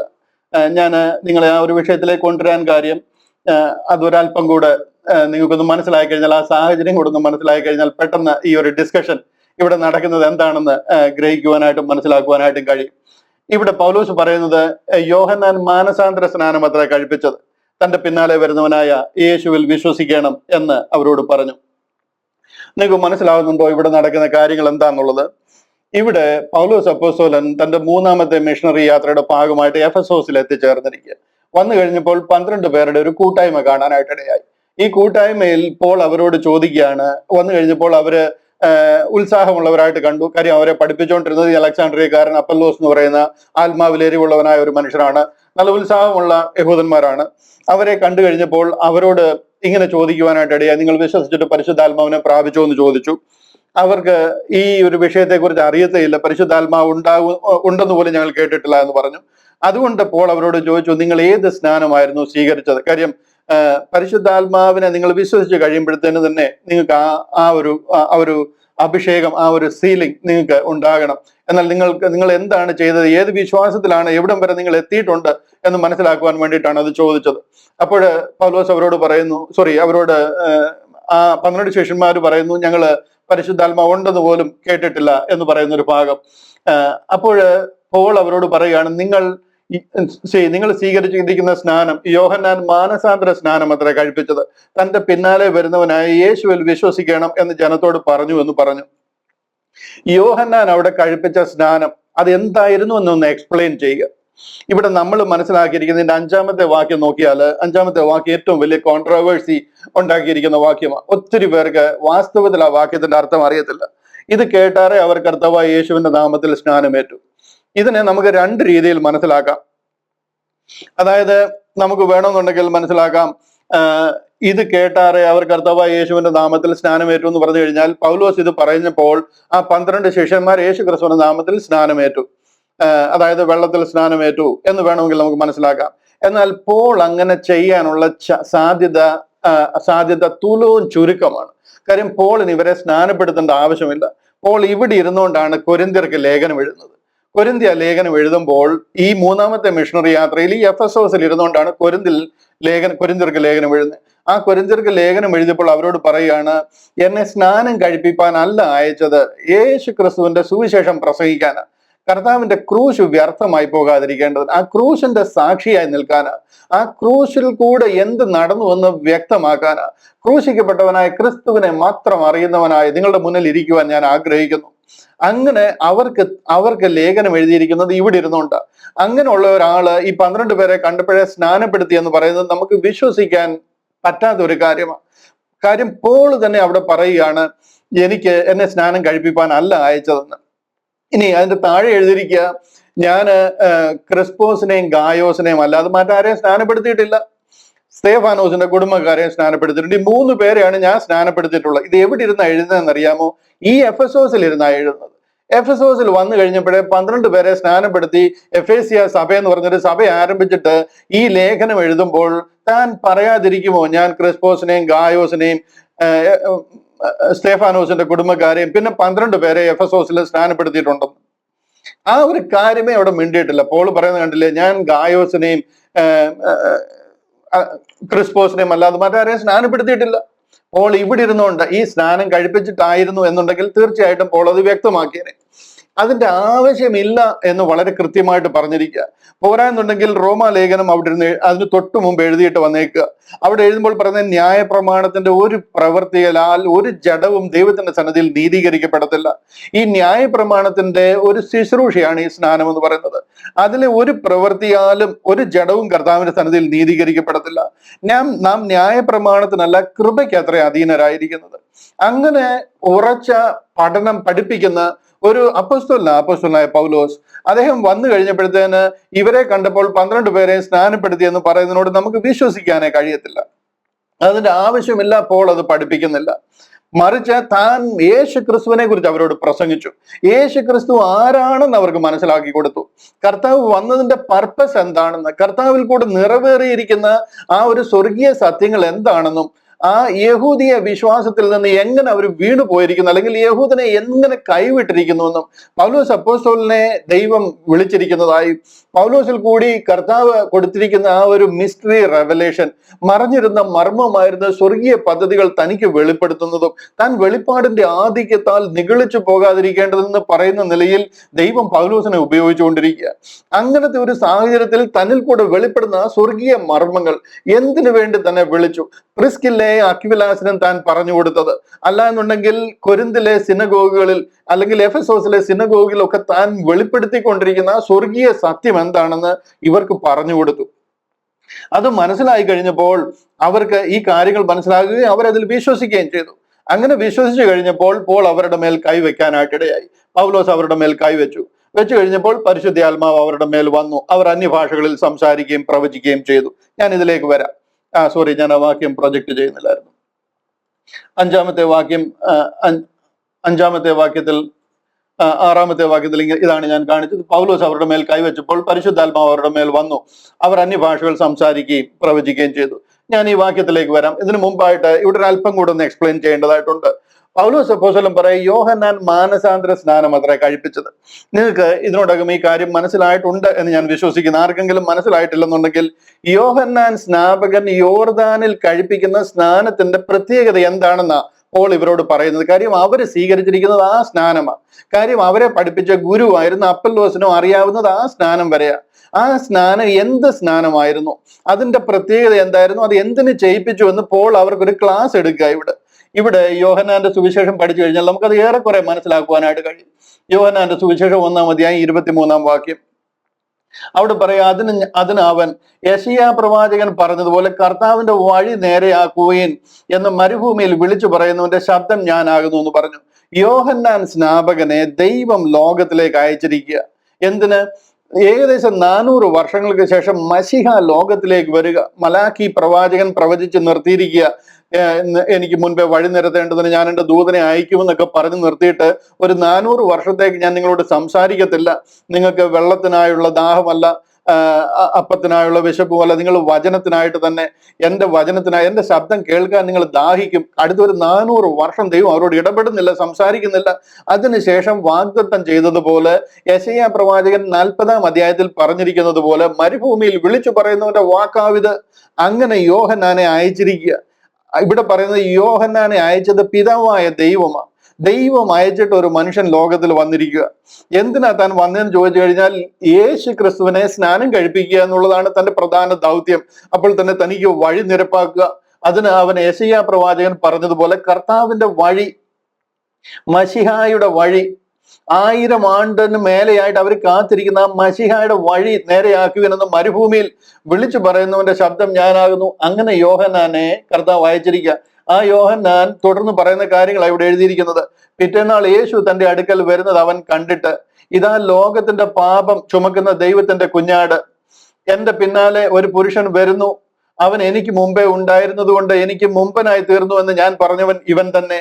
അടുത്ത വാക്യം, ഞാനോ അവനെ അറിഞ്ഞില്ല, എങ്കിലും അവൻ ഇസ്രായേലിന് വെളിപ്പെടേണ്ടതിന് ഞാൻ വെള്ളത്തിൽ സ്നാനം കഴിപ്പിപ്പാൻ വന്നിരിക്കുന്നു എന്ന് പറഞ്ഞു. ഈ കർത്താവായ യേശു ക്രിസ്തു അതിനുശേഷം അടുത്ത ദിവസം നടന്നു പോകുന്നത് കണ്ടിട്ട് യോഹന്നാൻ ചൂണ്ടിക്കാണിച്ചുകൊണ്ട് പറയുക, ഇതാ ലോകത്തിന്റെ പാപത്തെ ചുമക്കുന്ന ദൈവത്തിന്റെ കുഞ്ഞാട്, ഇവനെ കുറിച്ചാണ് ഞാൻ ഇത്രയും നാളും വിളിച്ചു പറഞ്ഞുകൊണ്ട് നടന്നിരുന്നത്. എന്റെ പിന്നാലെ ഒരുവൻ വരുന്നു, അവന്റെ ചെരുപ്പിന്റെ വാർ അഴിപ്പാൻ ഞാൻ യോഗ്യനല്ല എന്ന് ഞാൻ പറഞ്ഞത് ഇവനാകുന്നു ദൈവപുത്രൻ. അതുകൊണ്ട് ഇവനിൽ വിശ്വസിക്കുക. ഇവനെ സ്നാനം കഴിപ്പിക്കാനാണ് ദൈവം എന്നെ അയച്ചത്. ഞാനോ അവനെ അറിഞ്ഞില്ല. വാക്യം പറയുന്നത് കണ്ടോ, ഞാൻ അവന്റെ ചാർച്ചക്കാരനാ. പറഞ്ഞു കഴിഞ്ഞാൽ കസിൻസ് ആയിട്ട് വരും. എന്നാലും ഞാൻ അവനെ അറിഞ്ഞിരുന്നില്ല. എനിക്ക് യേശുവിനെ അറിയാമായിരുന്നു, പക്ഷെ അവനാണ് മശിഹ എന്ന് ഞാൻ അറിഞ്ഞിരുന്നില്ല. എങ്കിലും അവൻ ഇസ്രായേലിന് വെളിപ്പെടേണ്ടതിന്, കാലാകാലങ്ങളായിട്ട് നമ്മുടെ പിതാക്കന്മാർ മുതലേ കാത്തിരിക്കുന്ന മശിഹ അവനാണെന്ന് വെളിപ്പെടേണ്ടതിന് ഞാൻ വെള്ളത്തിൽ അവനെ സ്നാനം കഴിപ്പിക്കാൻ വന്നിരിക്കുന്നു എന്ന് പറഞ്ഞു. കർത്താവ് യേശു ക്രിസ്തുവിനെ സ്നാനം കഴിപ്പിക്കാൻ എന്നെ അയച്ചിരിക്കുക. എന്തിനാ കർത്താവ് സ്നാനം കഴിക്കുന്നത്? കർത്താവാകുന്നു നിങ്ങൾ കാത്തിരുന്ന മശിഹ എന്ന് ഇസ്രായേലിന് വെളിപ്പെടേണ്ടതിന്. എങ്ങനെ വെളിപ്പെടും? ആകാശം തുറന്ന് സ്വർഗം തുറന്ന് ദൈവം വിളിച്ചു പറയും. അടുത്ത വാക്യത്തിൽ കാണാം. അടുത്ത വാക്യം, യോഹന്നാൻ പിന്നെ സാക്ഷ്യം പറഞ്ഞത്, ആത്മാവ് പ്രാവ് പോലെ സ്വർഗത്തിൽ നിന്ന് ഇറങ്ങി വരുന്നത് ഞാൻ കണ്ടു. അവന്റെ മേൽ ആവസിച്ചു. അത് അവന്റെ മേൽ വസിച്ചു. ഞാനും അവനെ അറിഞ്ഞില്ല, എങ്കിലും വെള്ളത്തിൽ സ്നാനം കഴിപ്പിപ്പാൻ എന്നെ അയച്ചവൻ എന്നോട് കർത്താവ് എന്നെ അയച്ചപ്പോൾ എന്നോട് പറഞ്ഞിരിക്കുന്നത്, ആരുടെ മേൽ ആത്മാവ് ഇറങ്ങുന്നതും വസിക്കുന്നതും നീ കാണുമോ, അവൻ പരിശുദ്ധാത്മാവിൽ സ്നാനം കഴിപ്പിക്കുന്നവൻ ആകുന്നു എന്ന് പറഞ്ഞു. അവനാകുന്നു മശിഹ എന്ന് എന്നോട് പറഞ്ഞിട്ടുണ്ട്. അതുകൊണ്ട് ഇവൻ എൻ്റെ പ്രിയപുത്രൻ, ഇവനിൽ ഞാൻ പ്രസാദിച്ചിരിക്കുന്നു എന്ന് സ്വർഗം തുറന്ന് ആ ഒരു അശരീരി കേൾക്കുമ്പോൾ ഞാൻ എൻ്റെ ചെവി കൊണ്ടത് കേട്ടിരിക്കുക. ഞാൻ അവനെ സ്നാനം കഴിപ്പിച്ചിരിക്കുക. നാം കാത്തിരുന്ന മശിഹ ലോകത്തിൽ വന്നിരിക്കുക. അവനെ സ്നാനം കഴിപ്പിക്കുവാൻ, അവൻ തന്നെത്താൻ ഇസ്രായേലിന് വെളിപ്പെടുത്തുവാൻ, ഞാൻ നിങ്ങൾ കാത്തിരുന്ന മശിഹ ആണെന്ന് വെളിപ്പെടുത്തുവാൻ, ആ സ്നാനം കഴിപ്പിക്കാൻ ദൈവം എന്നെ അയച്ചിരിക്കുക. ആ സ്നാനമാണ് ഞാൻ ചെയ്തിരിക്കുന്നത്. അതിൽ അവൻ പ്രസാദിച്ചിരിക്കുക. ഇവൻ എൻ്റെ പ്രിയപുത്രൻ എന്നുള്ള അശരീരി ഞാനും ആ കൂടെ നിന്നവരും എല്ലാം കേട്ടിരിക്കുക. അതുപോലൊരു വലിയ സംഭവം യോഹന്നാന്റെ കൺമുമ്പിൽ നടന്നിരിക്കുക. അതുകൊണ്ട് യോഹന്നാൻ യേശു ക്രിസ്തുവിനെ കാണുമ്പോൾ എല്ലാവരും ചൂണ്ടിക്കാണിച്ചുകൊണ്ട് പറയുക, താൻ വളരെ ഉത്സാഹത്തോടെ യേശു ക്രിസ്തുവിനെ കുറിച്ച് പ്രസംഗിക്കുക. ഇവനിൽ വിശ്വസിക്കുക, ഇവനാകുന്നു ദൈവത്തിന്റെ പുത്രൻ, ഇവനിൽ വിശ്വസിക്കുന്നവന് നിത്യജീവനുണ്ട്. എന്റെ പിന്നാലെ വരുന്നവൻ കളപ്പുരയിൽ വീശുമറം ഇവന്റെ കയ്യിലുണ്ടെന്ന് ഞാൻ പറഞ്ഞവൻ ഇവനാകുന്നു എന്ന് പറഞ്ഞ് യോഹന്നാനെ കുറിച്ച് പ്രസംഗിക്കുക. അത് കേട്ട ഇസ്രായേൽ ജനം യേശു ക്രിസ്തുവിന്റെ നാമത്തിൽ യേശു ക്രിസ്തുവിൽ വിശ്വസിക്കുകയും അവന്റെ നാമത്തിൽ സ്നാനമേൽക്കുകയും ചെയ്യുക. അടുത്ത വാക്യങ്ങളൊക്കെ നമുക്ക് കേൾക്കുമ്പോൾ, അങ്ങനെ ഞാൻ കാണുകയും ഇവൻ ദൈവപുത്രൻ തന്നെ എന്ന് സാക്ഷ്യം പറയുകയും ചെയ്തിരിക്കുന്നു. ഇതാ യോഹന്നാൻ സ്നാപകൻ ചെയ്തിരിക്കുന്നത്. തുറന്നുള്ള വാക്യങ്ങളൊക്കെ നോക്കിക്കഴിഞ്ഞാൽ, അടുത്ത അധ്യായങ്ങളൊക്കെ പഠിച്ചു കഴിഞ്ഞാൽ നമുക്ക് കാണാം, യോഹന്നാൻ സ്നാപകൻ യേശു ക്രിസ്തുവിനെ കുറിച്ച് എടുത്തു പറയുക, കടന്നു പോകുന്ന യേശുവിനെ കാണിച്ചിട്ട് പറയുക, അതാ ലോകത്തിന്റെ പാപത്തെ ചുമക്കുന്ന ദൈവത്തിന്റെ കുഞ്ഞാട്, അവനിൽ വിശ്വസിക്കുക. അതിന്റെ തുടർമാനമായിട്ടുള്ള അധ്യായങ്ങൾ മൂന്നാമത്തെ അധ്യായത്തിലൊക്കെ വരുമ്പോഴാണ്, മൂന്നാമത്തെ അധ്യായത്തിന്റെ 15-ാം വാക്യമൊക്കെ വരുമ്പോൾ ഇങ്ങനെ പറയുന്നത്, അവിടെ പറഞ്ഞ അവനിൽ വിശ്വസിക്കുന്ന ഏവനും നിത്യജീവൻ പ്രാപിക്കേണ്ടതിന്. മനസ്സിലായോ? അവനിൽ വിശ്വസിക്കുക, അവനിൽ വിശ്വസിച്ചാൽ നിങ്ങൾക്ക് നിത്യജീവനുണ്ട്. ഇവിടെ പറയുന്നത് തന്റെ ഏകജാതനായ പുത്രനിൽ വിശ്വസിക്കുന്ന ഏവനും നശിച്ചു പോകാതെ നിത്യജീവൻ പ്രാപിക്കേണ്ടതിന് അവനെ നൽകുവാൻ തക്കവണ്ണം ദൈവം അവനെ നൽകുവാൻ തക്കവണ്ണം ലോകത്തെ സ്നേഹിച്ചു. അങ്ങനെ അവനെ ലോകത്തിലേക്ക് അയച്ചിരിക്കുകയാണ്. അതുകൊണ്ട് അവനിൽ വിശ്വസിക്കുക. അവനില്ലാതെ നിങ്ങൾക്ക് നിത്യജീവൻ പ്രാപിക്കുവാനായിട്ട് കഴിയത്തില്ല. അടുത്ത വാക്യം കണ്ടില്ലയോ? 3:36 നോക്കി, നിറയെ എക്സാമ്പിളുകൾ ഈ വിഷയത്തിൽ കാണിക്കുവാനായിട്ട് കഴിയും. 3:36 പറയുക, പുത്രനിൽ വിശ്വസിക്കുന്നവന് നിത്യജീവനുണ്ട്, പുത്രനെ അനുസരിക്കാത്തവനോ ജീവനെ കാണുകയില്ല, ദൈവക്രോധം അവന്റെ മേൽ വസിക്കുന്നതേ ഉള്ളൂ. ഈ സംഗതി യോഹന്നാൻ സ്നാപകൻ എടുത്തു പറയുകയും പ്രസംഗിക്കുകയും ചെയ്യുമ്പോൾ, പിന്നീട് തന്റെ കൈക്കീഴിൽ സ്നാനമേൽക്കുന്നവരെല്ലാം വന്ന് സ്നാനമേൽക്കുന്നത് യേശു ക്രിസ്തുവിന്റെ പേരില, യേശു ക്രിസ്തുവിന്റെ നാമത്തില. യേശു ക്രിസ്തുവിന്റെ നാമത്തിൽ അവർ സ്നാനമേൽക്കാരും കർത്താവിൽ വിശ്വസിക്കുക. അതിനു മുമ്പ് വരെ യോഹന്നാൻ അറിയത്തില്ലായിരുന്നു യേശു ക്രിസ്തു ആരാണെന്ന്. ക്രിസ്തുവിനെ സ്നാനപ്പെടുത്താനാണ് തന്നെ അയച്ചിരിക്കുന്നതെന്ന് അറിയാമെങ്കിലും കർത്താവായ യേശു ക്രിസ്തുവിന്റെ സ്നാനത്തിന് ശേഷം യോഹന്നാൻ പിന്നെ സ്നാനം കഴിപ്പിക്കുമ്പോൾ യേശു ക്രിസ്തുവിന്റെ നാമത്തിൽ അവർ വിശ്വസിക്കുകയും, കാര്യം അവനിൽ വിശ്വസിക്കുന്നവന് നിത്യജീവനുണ്ട്. യോഹന്നാന്റെ പ്രസംഗം മുഴുവൻ മാറിയിരിക്കുക. യോഹന്നാൻ അവനെ ചൂണ്ടിക്കാണിച്ചുകൊണ്ട് പറയും, എന്റെ കാലഘട്ടത്തിൽ തന്നെ അവൻ വന്നിരിക്കുക, അവന്റെ ചെരുപ്പിന്റെ വാറഴിപ്പാൻ ഞാൻ യോഗ്യനല്ല, അവനിൽ വിശ്വസിക്കുക. പുത്രനിൽ വിശ്വസിക്കുന്നവന് നിത്യജീവനുണ്ട്, പുത്രനെ അനുസരിക്കാത്തവൻ ജീവനെ കാണുകയില്ല. അതുകൊണ്ട് അവരെല്ലാവരും അവനിൽ വിശ്വസിക്കുകയും അങ്ങനെ യേശു ക്രിസ്തുവിനെ അനേകരെ അനുഗമിക്കാനായിട്ട് മണവാട്ടിയുള്ളവൻ മണവാളൻ അവന്റെ സ്നേഹിതനോ നിന്ന് അവന്റെ സ്വരം കേട്ട് സന്തോഷിക്കുന്നു എന്ന് പറയുന്ന ലെവലിൽ യോഹന്നാന്റെ മിനിസ്ട്രിയിൽ കൂടി യേശു ക്രിസ്തുവിനെ താൻ ഉയർത്തുക. അതാ പൗലോസ് ഇവിടെ ഇവരോടൊന്ന് എക്സ്പ്ലെയിൻ ചെയ്യുന്നത്. നിങ്ങൾ യേശു ക്രിസ്തുവിനെ കുറിച്ച് നിങ്ങൾ കേട്ടിട്ടുണ്ട്, യോഹന്നാന്റെ സ്നാനമാണ് നിങ്ങൾ സ്വീകരിച്ചത്. എന്നാൽ യോഹന്നാൻ ചെയ്ത സ്നാനം എന്തായിരുന്നു എന്ന് പൗലോസ് ഒന്ന് എക്സ്പ്ലെയിൻ ചെയ്തു കൊടുക്കുക ഇവർക്ക്. അതാണ് ഈ 19-ാം അധ്യായത്തിന്റെ 4-ാം വാക്യത്തിൽ നമ്മൾ കണ്ടത്. ഇവിടെ വായിക്കുന്നത്, അതിന് പൗലോസ്, യോഹന്നാൻ മാനസാന്തര സ്നാനം അത്രേ കഴിപ്പിച്ചത്, തന്റെ പിന്നാലെ വരുന്നവനായ യേശുവിൽ വിശ്വസിക്കണം എന്ന് ജനത്തോട് പറഞ്ഞു എന്ന് പറഞ്ഞു. മനസ്സിലാകുന്നുണ്ടോ? ഇവിടെ പാർഷ്യാലിറ്റിയോ പൊളിറ്റിക്കലി നിങ്ങൾ എന്ത് മനസ്സിലാക്കിയിരിക്കുന്നോ പാരമ്പര്യമായിട്ട് എന്ത് മനസ്സിലാക്കുക, അതെല്ലാം ഒന്ന് തലേന്നൊന്ന് കളയുക. ഇവിടുത്തെ ഈ സാഹചര്യം ഒന്ന് മനസ്സിലാക്കുക. പോൾ ഇവിടെ വന്ന് പ്രസംഗിക്കുന്നത് യോർദാനിൽ യോഹന്നാൻ സ്നാപകൻ സ്നാനപ്പെടുത്തിയത് എന്ത് കാരണത്താൽ, എങ്ങനെ സ്നാനപ്പെടുത്തി എന്നുള്ളത് ഇവരോട് പറയുക. കാര്യം ഇവർ ആക്ച്വലി യോഹന്നാന്റെ ശിഷ്യന്മാരാ. പക്ഷെ ഇവർക്ക് കാര്യം അറിയാമോ? കാര്യം പോളിന് യേശുവിനെ കുറിച്ച് പ്രസംഗിക്കണം, യേശു ആരാണെന്ന് പ്രസംഗിക്കണം. യേശു ലോകത്തിൽ വന്നതിന്റെ പർപ്പസും തന്നെ വിളിച്ചിരിക്കുന്നതും തന്നിൽ കൂടെ വെളിപ്പെടുത്തിയിരിക്കുന്നതുമായിട്ടുള്ള സുവിശേഷം, അതിന്റെ പർപ്പസ് ഒന്ന് പ്രസംഗിച്ച് മനസ്സിലാക്കണം. അതിനു വേണ്ടിയിട്ട് യേശു ക്രിസ്തുവിനെ കുറിച്ച് ഇവർക്കൊരു നല്ല ഗ്രിപ്പ് ഉണ്ടാകണം. അതിനു വേണ്ടിയിട്ട് യോഹന്നാൻ സ്നാപകൻ നടത്തിയ സ്നാനവും നിങ്ങൾ യോഹന്നാന്റെ സ്നാനമാണ് എന്തായാലും കഴിച്ചിരിക്കുന്നത്. യോഹന്നാൻ പ്രസംഗിച്ചത് ഞാൻ പ്രസംഗിക്കുന്ന യേശുവിനെയാണെന്ന് വരുത്തി തീർക്കാൻ അത് എക്സ്പ്ലെയിൻ ചെയ്യുക. അത് കഴിയുമ്പോഴേ അവരോട് യേശു ക്രിസ്തുവിനെ കുറിച്ച് പറയുവാനും തന്നെ എന്തിനു വിളിച്ചുവെന്നും സ്വർഗത്തിൽ മർമ്മമായിരിക്കുന്ന സ്വർഗീയ പദ്ധതിയുടെ റെവലേഷൻ എന്താണെന്നും ഒക്കെ അവരോട് വെളിപ്പെടുത്താൻ കഴിയത്തുള്ളൂ. അതുകൊണ്ട് പൗലോസ് യോഹന്നാൻ മാനസാന്തര സ്നാനം അത്ര കഴിപ്പിച്ചത്. തന്റെ പിന്നാലെ വരുന്നവനായ യേശുവിൽ വിശ്വസിക്കണമെന്ന് ജനത്തോട് പറഞ്ഞു കഴിയുമ്പോൾ ജനം എന്ത് ചെയ്യും? ജനത്തോട് അത് പറഞ്ഞു കഴിയുമ്പോൾ ജനം കണ്ണും മിഴിച്ചു നിൽക്കുമോ? ജനം എന്ത് ചെയ്യും? അത് കേട്ടാറെ അവർ കർത്താവായ യേശുവിന്റെ നാമത്തിൽ സ്നാനമേറ്റു. യോർദാനിൽ യോഹന്നാന്റെ കൈകീഴിൽ അവർ യേശുവിന്റെ നാമത്തിൽ സ്നാനമേറ്റ കാര്യമായി പറയുന്നത്. അല്ലാതെ പൗലോസ് അപ്പോസ്തലൻ എഫെസോസിൽ 12 പേരെ വെള്ളത്തിൽ മുക്കിയ കാര്യമല്ല ഈ പറയുന്നത്. യോഹന്നാൻ യോർദാനിൽ തന്റെ ശിഷ്യന്മാരെ യേശു ക്രിസ്തുവിന്റെ നാമത്തിൽ അവർ കേട്ടാറെ, യോഹന്നാൻ യേശു ക്രിസ്തുവിനെ കുറിച്ച് പ്രസംഗിക്കുമ്പോൾ അത് കേട്ടാറെ അവര് യോർദാനിൽ യോഹന്നാന്റെ കൈക്കീഴിൽ യേശുവിന്റെ നാമത്തിൽ സ്നാനമേറ്റ കാര്യമാണ് പറയുന്നത്. ആ യേശുവിനെ കുറിച്ച് പൗലോസ് അപ്പോസ്തലൻ ഇവർക്ക് പറഞ്ഞു കൊടുക്കുവാനായിട്ടും കർത്താവായ യേശു ക്രിസ്തുവിൽ കൂടെ ആരംഭിച്ച സ്വർഗീയ പദ്ധതികളെ കുറിച്ച് തന്നെ വിളിച്ചിരിക്കുന്നത് അതാ. തന്നെ യോഹന്നാന്റെ സ്നാനം നടത്താനല്ല, അല്ലെങ്കിൽ പത്രോസിന്റെ സ്നാനം കഴിപ്പിക്കാനല്ല. തന്നെ വിളിച്ചിരിക്കുന്നത് ക്രൂശ് പ്രസിദ്ധമാക്കാനാണ്. ക്രൂശിൽ കൂടെ നിറവേറിയിരിക്കുന്ന സ്വർഗീയ സത്യങ്ങൾ വിശ്വസിക്കുന്നവർക്ക് അവൻ തന്റെ രക്തം മൂലം പ്രായച്ചിത്തമാകുവാൻ ദൈവം അവനെ പരസ്യമായി നിർത്തിയിരിക്കുന്നുവെന്ന് പ്രൊക്ലെയിം ചെയ്യാൻ വേണ്ടിയിട്ട്. അതാ പോൾ ഇവിടെ ചെയ്യുന്നത്. അതിനെ സ്റ്റേജ് സെറ്റ് ആക്കുക ചെയ്യുന്നത്. ആ വാക്യത്തെ കയറി പിടിച്ചുകൊണ്ട് ഇത് പോൾ അവരെ 12 വരെ സ്നാനം കഴിപ്പിച്ചു എന്ന് നമ്മൾ മനസ്സിലാക്കിയിരിക്കുക. ഞാൻ എല്ലാവരെയും കുറ്റം പറയുന്നില്ല. കാര്യം ഇതിലൊക്കെ ചേർത്തിരിക്കുന്ന വാക്യങ്ങളും ആ ഒരു രീതിയിലാണ്. വേണ്ടുന്ന കാര്യങ്ങളെല്ലാം കളം ഒരുക്കി കൊടുത്തിരിക്കുക. ഇതിനെയൊക്കെ നമ്മൾ വിവേചിച്ച് മനസ്സിലാക്കിയില്ല എന്നുണ്ടെങ്കിൽ വലിയ തെറ്റിലേക്ക് ചെന്ന് ചേരുവാനായിട്ട് ഇടയായിത്തീരും. 6-ാമത്തെ വാക്യം, പൗലോസ് അവരുടെ മേൽ കൈവച്ചപ്പോൾ പരിശുദ്ധാത്മാവ് അവരുടെ മേൽ വന്നു. അവർ അന്യഭാഷകളിൽ സംസാരിക്കുകയും പ്രവചിക്കുകയും ചെയ്തു. ഈ വാക്യങ്ങളെയൊക്കെ വസ്തുനിഷ്ഠമായിട്ട് അരിച്ചു പെറുക്കി ഞാൻ ഇതിനെ അനലൈസ് ചെയ്തിട്ടുണ്ട്. ആ ദേശത്ത് പോയി ഞാൻ ഈ കാര്യങ്ങളെ അനലൈസ് ചെയ്ത് മനസ്സിലാക്കിയിട്ടുണ്ട്. അതുകൊണ്ടാണ് ഞാൻ ഇത്ര ധൈര്യമായിട്ട് ഈ വിഷയം പ്രസ്താവിക്കുന്നത്. ഹല്ലേലൂയ. ഇവിടെ പൗലോസ് അപ്പോസ്തലൻ അവരുടെ മേൽ കൈവയ്ക്കുക. എന്തിനാ കൈവെക്കുന്നത്? വിശ്വസിച്ചാൽ ഉടനെ അവർക്ക് പരിശുദ്ധാത്മാവിനാൽ അഭിഷേകം ലഭിക്കത്തില്ലായിരുന്നോ? എന്തിനാണ് പൗലോസ് ഇവരുടെ മേൽ ഇവിടെ കൈവെക്കുന്ന എന്തിനാന്ന് ചോദിച്ചു കഴിഞ്ഞാൽ ഇതൊരു പുതിയ ദേശമാണ്. ഇത് അർത്തമീസ് ദേവിയുടെ ഹെഡ് ക്വാർട്ടേഴ്സാണ്. ഇവിടെ ഈ ഒരു സുവിശേഷം പ്രസിദ്ധമാക്കണമെന്നുണ്ടെങ്കിൽ പോൾ പറയുന്നത് അവർ കേൾക്കണം. പോളിന്റെ ഒരു അപ്പസ്തോലിക അധികാരം അവർക്ക് മനസ്സിലാകണം. ആ പോളിനെ ദൈവം ഉപയോഗിക്കുന്നു എന്നുള്ള ഒരു ധൈര്യവും ഒരു അധികാരവും അവർക്ക് മനസ്സിലാകണം. ഒരു എക്സാമ്പിൾ ഞാനൊന്ന് കാണിച്ചുകൊണ്ട് അത് കൂടുതൽ ഓപ്പൺ ആക്കി തരാം. ഈ അപ്പോസ്തല പ്രവൃത്തികൾ തന്നെ 8-ാം അധ്യായം അതിന്റെ 14-ാമത്തെ വാക്യം മുതൽ ചില വാക്യങ്ങളൊന്ന് വായിച്ച് കേൾപ്പിക്കാം. അവിടെ കണ്ടില്ലേ, ഇത് ശമരിയയിൽ നടക്കുന്ന ശുശ്രൂഷയ. അവിടെ പരിശുദ്ധാത്മാവ് അവർക്ക് ലഭിക്കണമായിരുന്നു. പക്ഷെ എന്നുണ്ടെങ്കിൽ അവിടെ പെട്ടെന്ന് അങ്ങനെ അയക്കുകയല്ല. നിങ്ങൾ യെരുശലേമിൽ പോയിട്ട് പന്തിരുവരെ വിളിച്ചോണ്ട് പോവാ, അവര് വന്നിട്ട് ഇവരുടെ തലയെ കൈവെക്കട്ടെ. എന്തിനാന്ന് ചോദിച്ചു കഴിഞ്ഞാൽ അവരുടെ അപ്പസ്തോലിക അധികാരം യെരുശലേമിലും ഈ ശമരിയയിലും മുഴുവൻ അവരെ അറിയണം.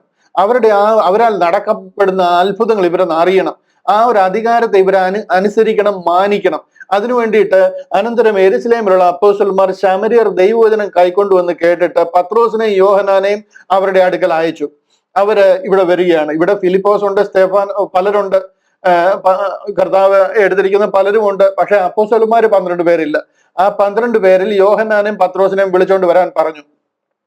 അവർ ചെന്ന് അവർക്ക് പരിശുദ്ധാത്മാവ് ലഭിക്കേണ്ടതിന് അവർക്കായി പ്രാർത്ഥിച്ചു. ആര്? പത്രോസും യോഹന്നാനും. അന്ന് വരെ അവരുടെ ആരുടെയും മേൽ ആത്മാവ് വന്നിരുന്നില്ല. അവർ കർത്താവായ യേശുവിന്റെ നാമത്തിൽ സ്നാനം ഏറ്റിരുന്നതേ ഉള്ളൂ. അവർ അവരുടെ മേൽ കൈവച്ചപ്പോൾ അവർക്ക് പരിശുദ്ധാത്മാവ് ലഭിച്ചു. ഇത് കണ്ടോ? ഇതെന്തിനാ ഇവരുടെ മേൽ കൈവെക്കുന്ന രീതിയിലൊരു സാഹചര്യം ഇവിടെ ഉണ്ടാകുന്നതെന്ന് ചോദിച്ചു കഴിഞ്ഞാൽ ആ 12 പേരുടെ അപ്പോസ്തോലിക അധികാരം ശമരിയയിൽ മനസ്സിലാകണം. ഒരു പുതിയ സ്ഥലമാണ്. യേശു ക്രിസ്തുവിനെ അംഗീകരിച്ചിരുന്ന സ്ഥലമല്ല. കംപ്ലീറ്റ് ഒരു ഹാഫ് യഹൂദനും ഹാഫ് ജാതിയുമായിട്ട് നിൽക്കുന്ന സ്ഥലമാണ്. അവർക്ക് ആ അധികാരം മനസ്സിലാകണം. അതുകൊണ്ട് ഇവരെ വിളിപ്പിച്ചുകൊണ്ട് വന്ന് തലയിൽ കൈവയ്ക്കുക എന്ന് പറഞ്ഞതുപോലെ എഫെസോസിൽ വിശ്വസിച്ചപ്പോഴേ പരിശുദ്ധ ആത്മാവ് അവരുടെ മേൽ വരണമായിരുന്നു. എന്നാൽ പൗലോസിനോട് കർത്താവ് പറയുക, കൈവെക്കാൻ പറയുക അവരുടെ തലയിൽ. 12 പേരുടെ തലയിൽ കൈവച്ച് പ്രാർത്ഥിച്ചു കഴിഞ്ഞപ്പോൾ അവരുടെ മേൽ പരിശുദ്ധ ആത്മാവ് വന്നു. ഹല്ലേലൂയ. നിങ്ങൾക്ക് അത് മനസ്സിലാകുവാനും ഉൾക്കൊള്ളുവാനും കഴിയുന്നു എന്ന് ഞാൻ വിശ്വസിക്കുന്നു. ഇവിടെ 6-ാമത്തെ വാക്യം, പൗലോസ് അവരുടെ മേൽ കൈവച്ചപ്പോൾ പരിശുദ്ധാത്മാവ് അവരുടെ മേൽ വന്നു. അവർ അന്യഭാഷകൾ സംസാരിക്കുകയും പ്രവചിക്കുകയും ചെയ്തു. ഇങ്ങനെ ഈ ഒരു അധികാരം അവർക്ക് മനസ്സിലാകുവാൻ വേണ്ടിയിട്ട് പൗലോസിനെ അവരുടെ അടുക്കൽ അയച്ചിരിക്കുന്നു. ദൈവ പുരുഷനാണ്, ദൈവത്താലാണ് ഈ കാര്യങ്ങൾ മനസ്സിലാകുന്നത്. അവർ 12 പേരും ആദ്യം വിശ്വസിക്കണം. കാര്യം എഫെസോസിൽ നടക്കാൻ പോകുന്ന സംഗതികൾ നമുക്ക് പറയാൻ പറ്റാത്ത രീതിയിൽ പോളിന്റെ ജീവിതത്തിൽ ഏറ്റവും കൂടുതൽ അധ്വാനിച്ചിട്ടുള്ള ഒരു സ്ഥലമാണ്. ഏകദേശം 2 വർഷം ഈ തുറന്നോസിന്റെ പാഠശാല ആരംഭിക്കുന്ന ഇതിന് ശേഷമാണ്. ഇവിടെ ഭയങ്കര ശക്തമായിട്ട് പോളിനെ ദൈവം ഉപയോഗിക്കാൻ പോവുക. അർത്തമീസ് ദേവിയുടെ ആൾക്കാരാണ് ഒരു സൈഡിൽ നിൽക്കുന്നത്, മറ്റേ സൈഡിൽ നിൽക്കുന്നത് യഹൂദന്മാരുടെ സൈഡിൽ നിന്നുള്ള ഉപദ്രവം. അവിടാണ് പോൾ ശുശ്രൂഷിക്കേണ്ടുന്നത്. അവിടെ ആ ഒരു അപ്പോസ്തോലിക അധികാരം വെളിപ്പെടേണ്ടതിനായിട്ട് പൗലോസിനോട് പറയുകയാണ്, നീ അവരുടെ മേൽ കൈവെക്കാൻ പറയുകയും പൗലോസ് അവരുടെ മേൽ കൈവച്ചപ്പോൾ പരിശുദ്ധാത്മാവ് അവരുടെ മേൽ വന്നു. അവർ അന്യഭാഷകൾ സംസാരിക്കുകയും പ്രവചിക്കുകയും ചെയ്തു. ആ പുരുഷന്മാരെല്ലാം കൂടി 12ഓളമായിരുന്നു. അവർ അന്യഭാഷകൾ സംസാരിക്കുകയും പ്രവചിക്കുകയും ഒക്കെ ചെയ്ത് അവർ 12 പേരായിരുന്നു. ഈ 12 പേരാലാണ് ആ എഫെസോസിലെ സഭ ആരംഭിക്കുന്നത്. എന്നാൽ ഇതിനെ അല്പം കൂടി നിങ്ങൾക്കൊന്ന് മനസ്സിലാക്കി തരണം. ഞാൻ ഇന്ന് പക്ഷെങ്കിൽ അധികം അവിടെ നിൽക്കുന്നില്ല. കാര്യം ഈ ഒരു എഫെസോസിലെ സഭയല്ല വെളിപ്പാട് പുസ്തകത്തിൽ കാണുന്ന എഫേസ്യ സഭ എന്ന് പറയുന്നത്. ഈ എഫെസോസിലെ സഭ എന്ന് പറയുന്നത് കർത്താവായ യേശു ക്രിസ്തു കാൽവറിയിൽ യാഗമായി തീർന്ന ആ ഒരു വിശ്വാസത്താൽ കർത്താവിന്റെ ക്രൂശ് മരണത്തിലൂടെയുള്ള രക്ഷ പ്രസ്താവിക്കുന്ന, ക്രൂശിന്റെ വചനം ശുശ്രൂഷിക്കുന്ന സഭയാണ്. പൗലോസ് അപ്പോസ്തലൻ സ്ഥാപിച്ച സഭയാണ്. പക്ഷെ എന്നുണ്ടെങ്കിൽ എഫേസ്യ സഭ AD 90 അവസാന ഭാഗങ്ങളിലൊക്കെ യോഹന്നാനൊക്കെ സുവിശേഷം ദൂത് എഴുതുന്ന സഭകളുണ്ട്. എഫെസോസ്, സ്മുർന, പെർഗമോസ്, തുയതൈര എന്നൊക്കെ പറയുന്ന ആസിയയിലെ 7 സഭകളുണ്ട്. ആ സഭകളിൽ കാണുന്ന എഫെസോസ് സഭയല്ല ഈ സഭ. ഞാൻ അതിനെക്കുറിച്ച് ഇതിനെ തുടർമാനമായിട്ട് പഠിക്കുമ്പോൾ ഞാൻ അത് കാണിച്ചു തരാം, അതിന്റെ എക്സ്പ്ലനേഷൻസ് തരാം. അങ്ങനെ പൗലോസ് അപ്പോസ്തലനിലൂടെ ആരംഭിച്ചിരിക്കുന്ന ഒരു സഭയാണ്. ഈ സഭയ്ക്കാണ് യേശു ക്രിസ്തുവും സഭയും തമ്മിലുള്ള ബന്ധം എന്താണ്, ക്രിസ്തു സഭയുടെ തലയാകുന്നു എന്നുള്ള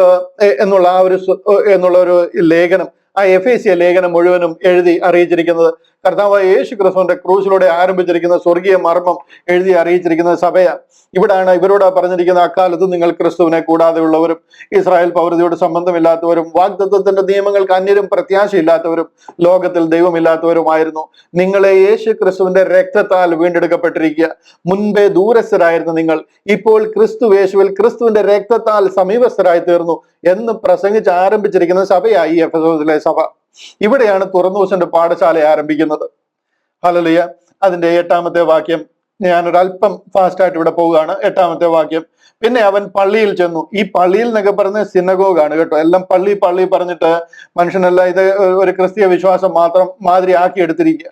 പിന്നെ അവൻ പള്ളിയിൽ ചെന്നു ദൈവരാജ്യത്തെ കുറിച്ച് സമ്മതിപ്പിച്ചും കൊണ്ട് 3 മാസത്തോളം പ്രാഗൽഭ്യത്തോടെ പ്രസംഗിച്ചു.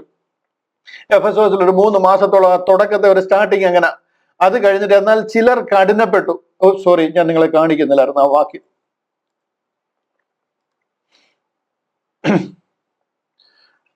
8ാമത്തെ വാക്യം,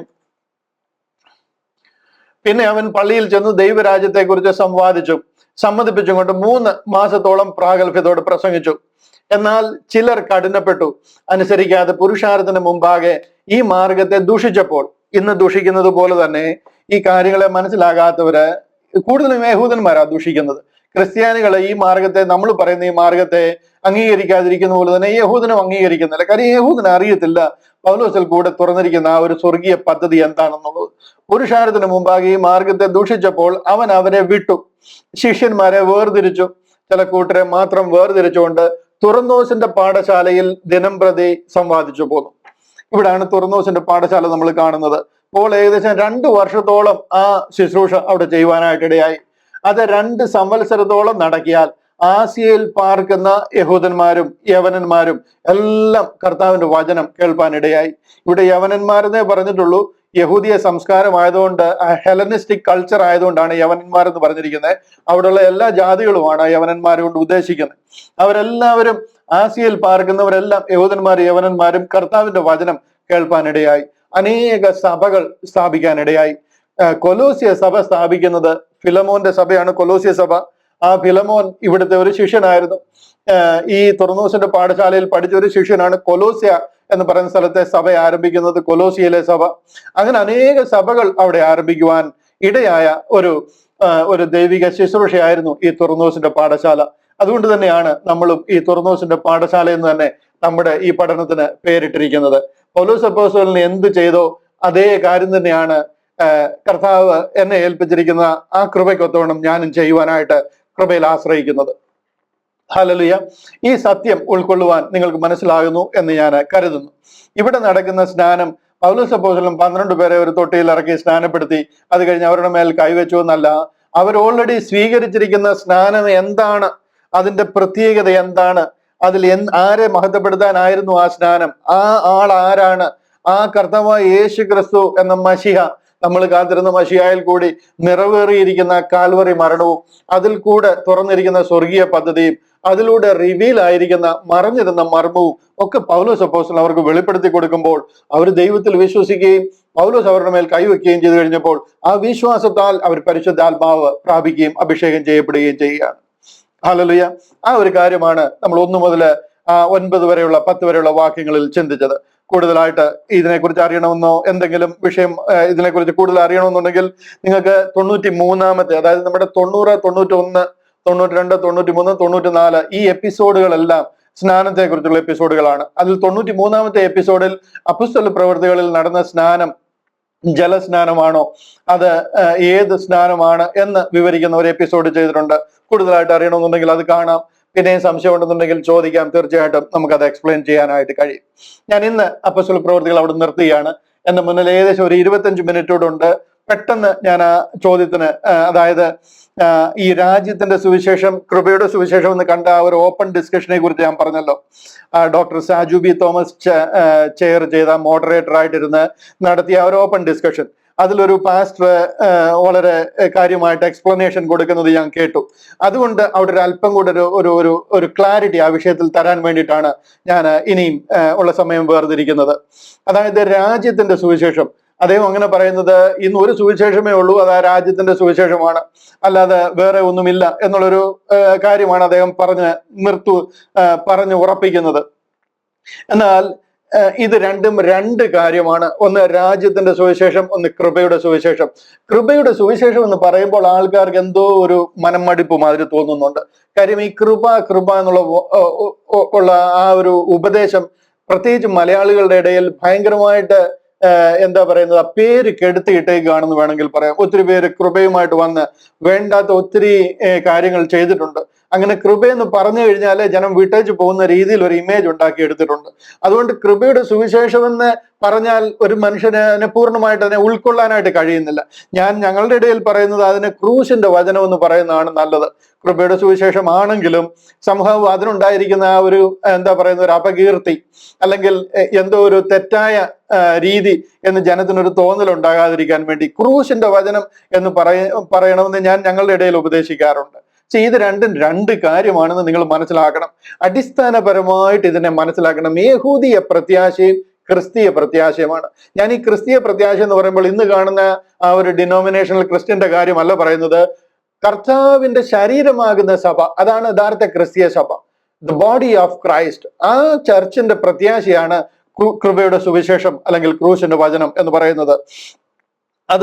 ഇത് രണ്ട് പദ്ധതികളാണെന്ന് മനസ്സിലാക്കണം. ഇന്നലെ കഴിഞ്ഞ ദിവസം എൽദോ ബ്രദർ ഒരു വീഡിയോ റിലീസ് ചെയ്തിട്ടുണ്ട്. അതിലൊരു നല്ല അളവിന് അദ്ദേഹം ആ വിഷയം ക്ലാരിഫൈ ചെയ്തിട്ടുണ്ട്. എന്നാൽ ഞാൻ ഇതിൽ ഒരല്പം കൂടെ ആ വിഷയത്തെ ഉറപ്പിക്കുവാനായിട്ട് ആഗ്രഹിക്കുക. ഉൽപ്പത്തി പുസ്തകം മുതലേ നമ്മൾ നോക്കിക്കഴിഞ്ഞാൽ അബ്രഹാമിൽ കൂടെ തിരഞ്ഞെടുത്ത ഒരു ജാതിയ, അവർ ദൈവജനമാ, ദൈവത്താൽ വിളിക്കപ്പെട്ട ദൈവത്തിന്റെ സന്തതിയ, യഹോവ ദൈവമായി വിശുദ്ധ ജാതിയായി അവൻ അവകാശമായ ജനമ. അവർക്ക് കൊടുത്തിരിക്കുന്ന ഒരു സ്വർഗീയ പദ്ധതിയുണ്ട്. അത് ദൈവരാജ്യം അവർക്ക് ലഭിക്കുന്നത്, ദൈവം അവരോടൊപ്പം വാഴുന്നതുമാണ്.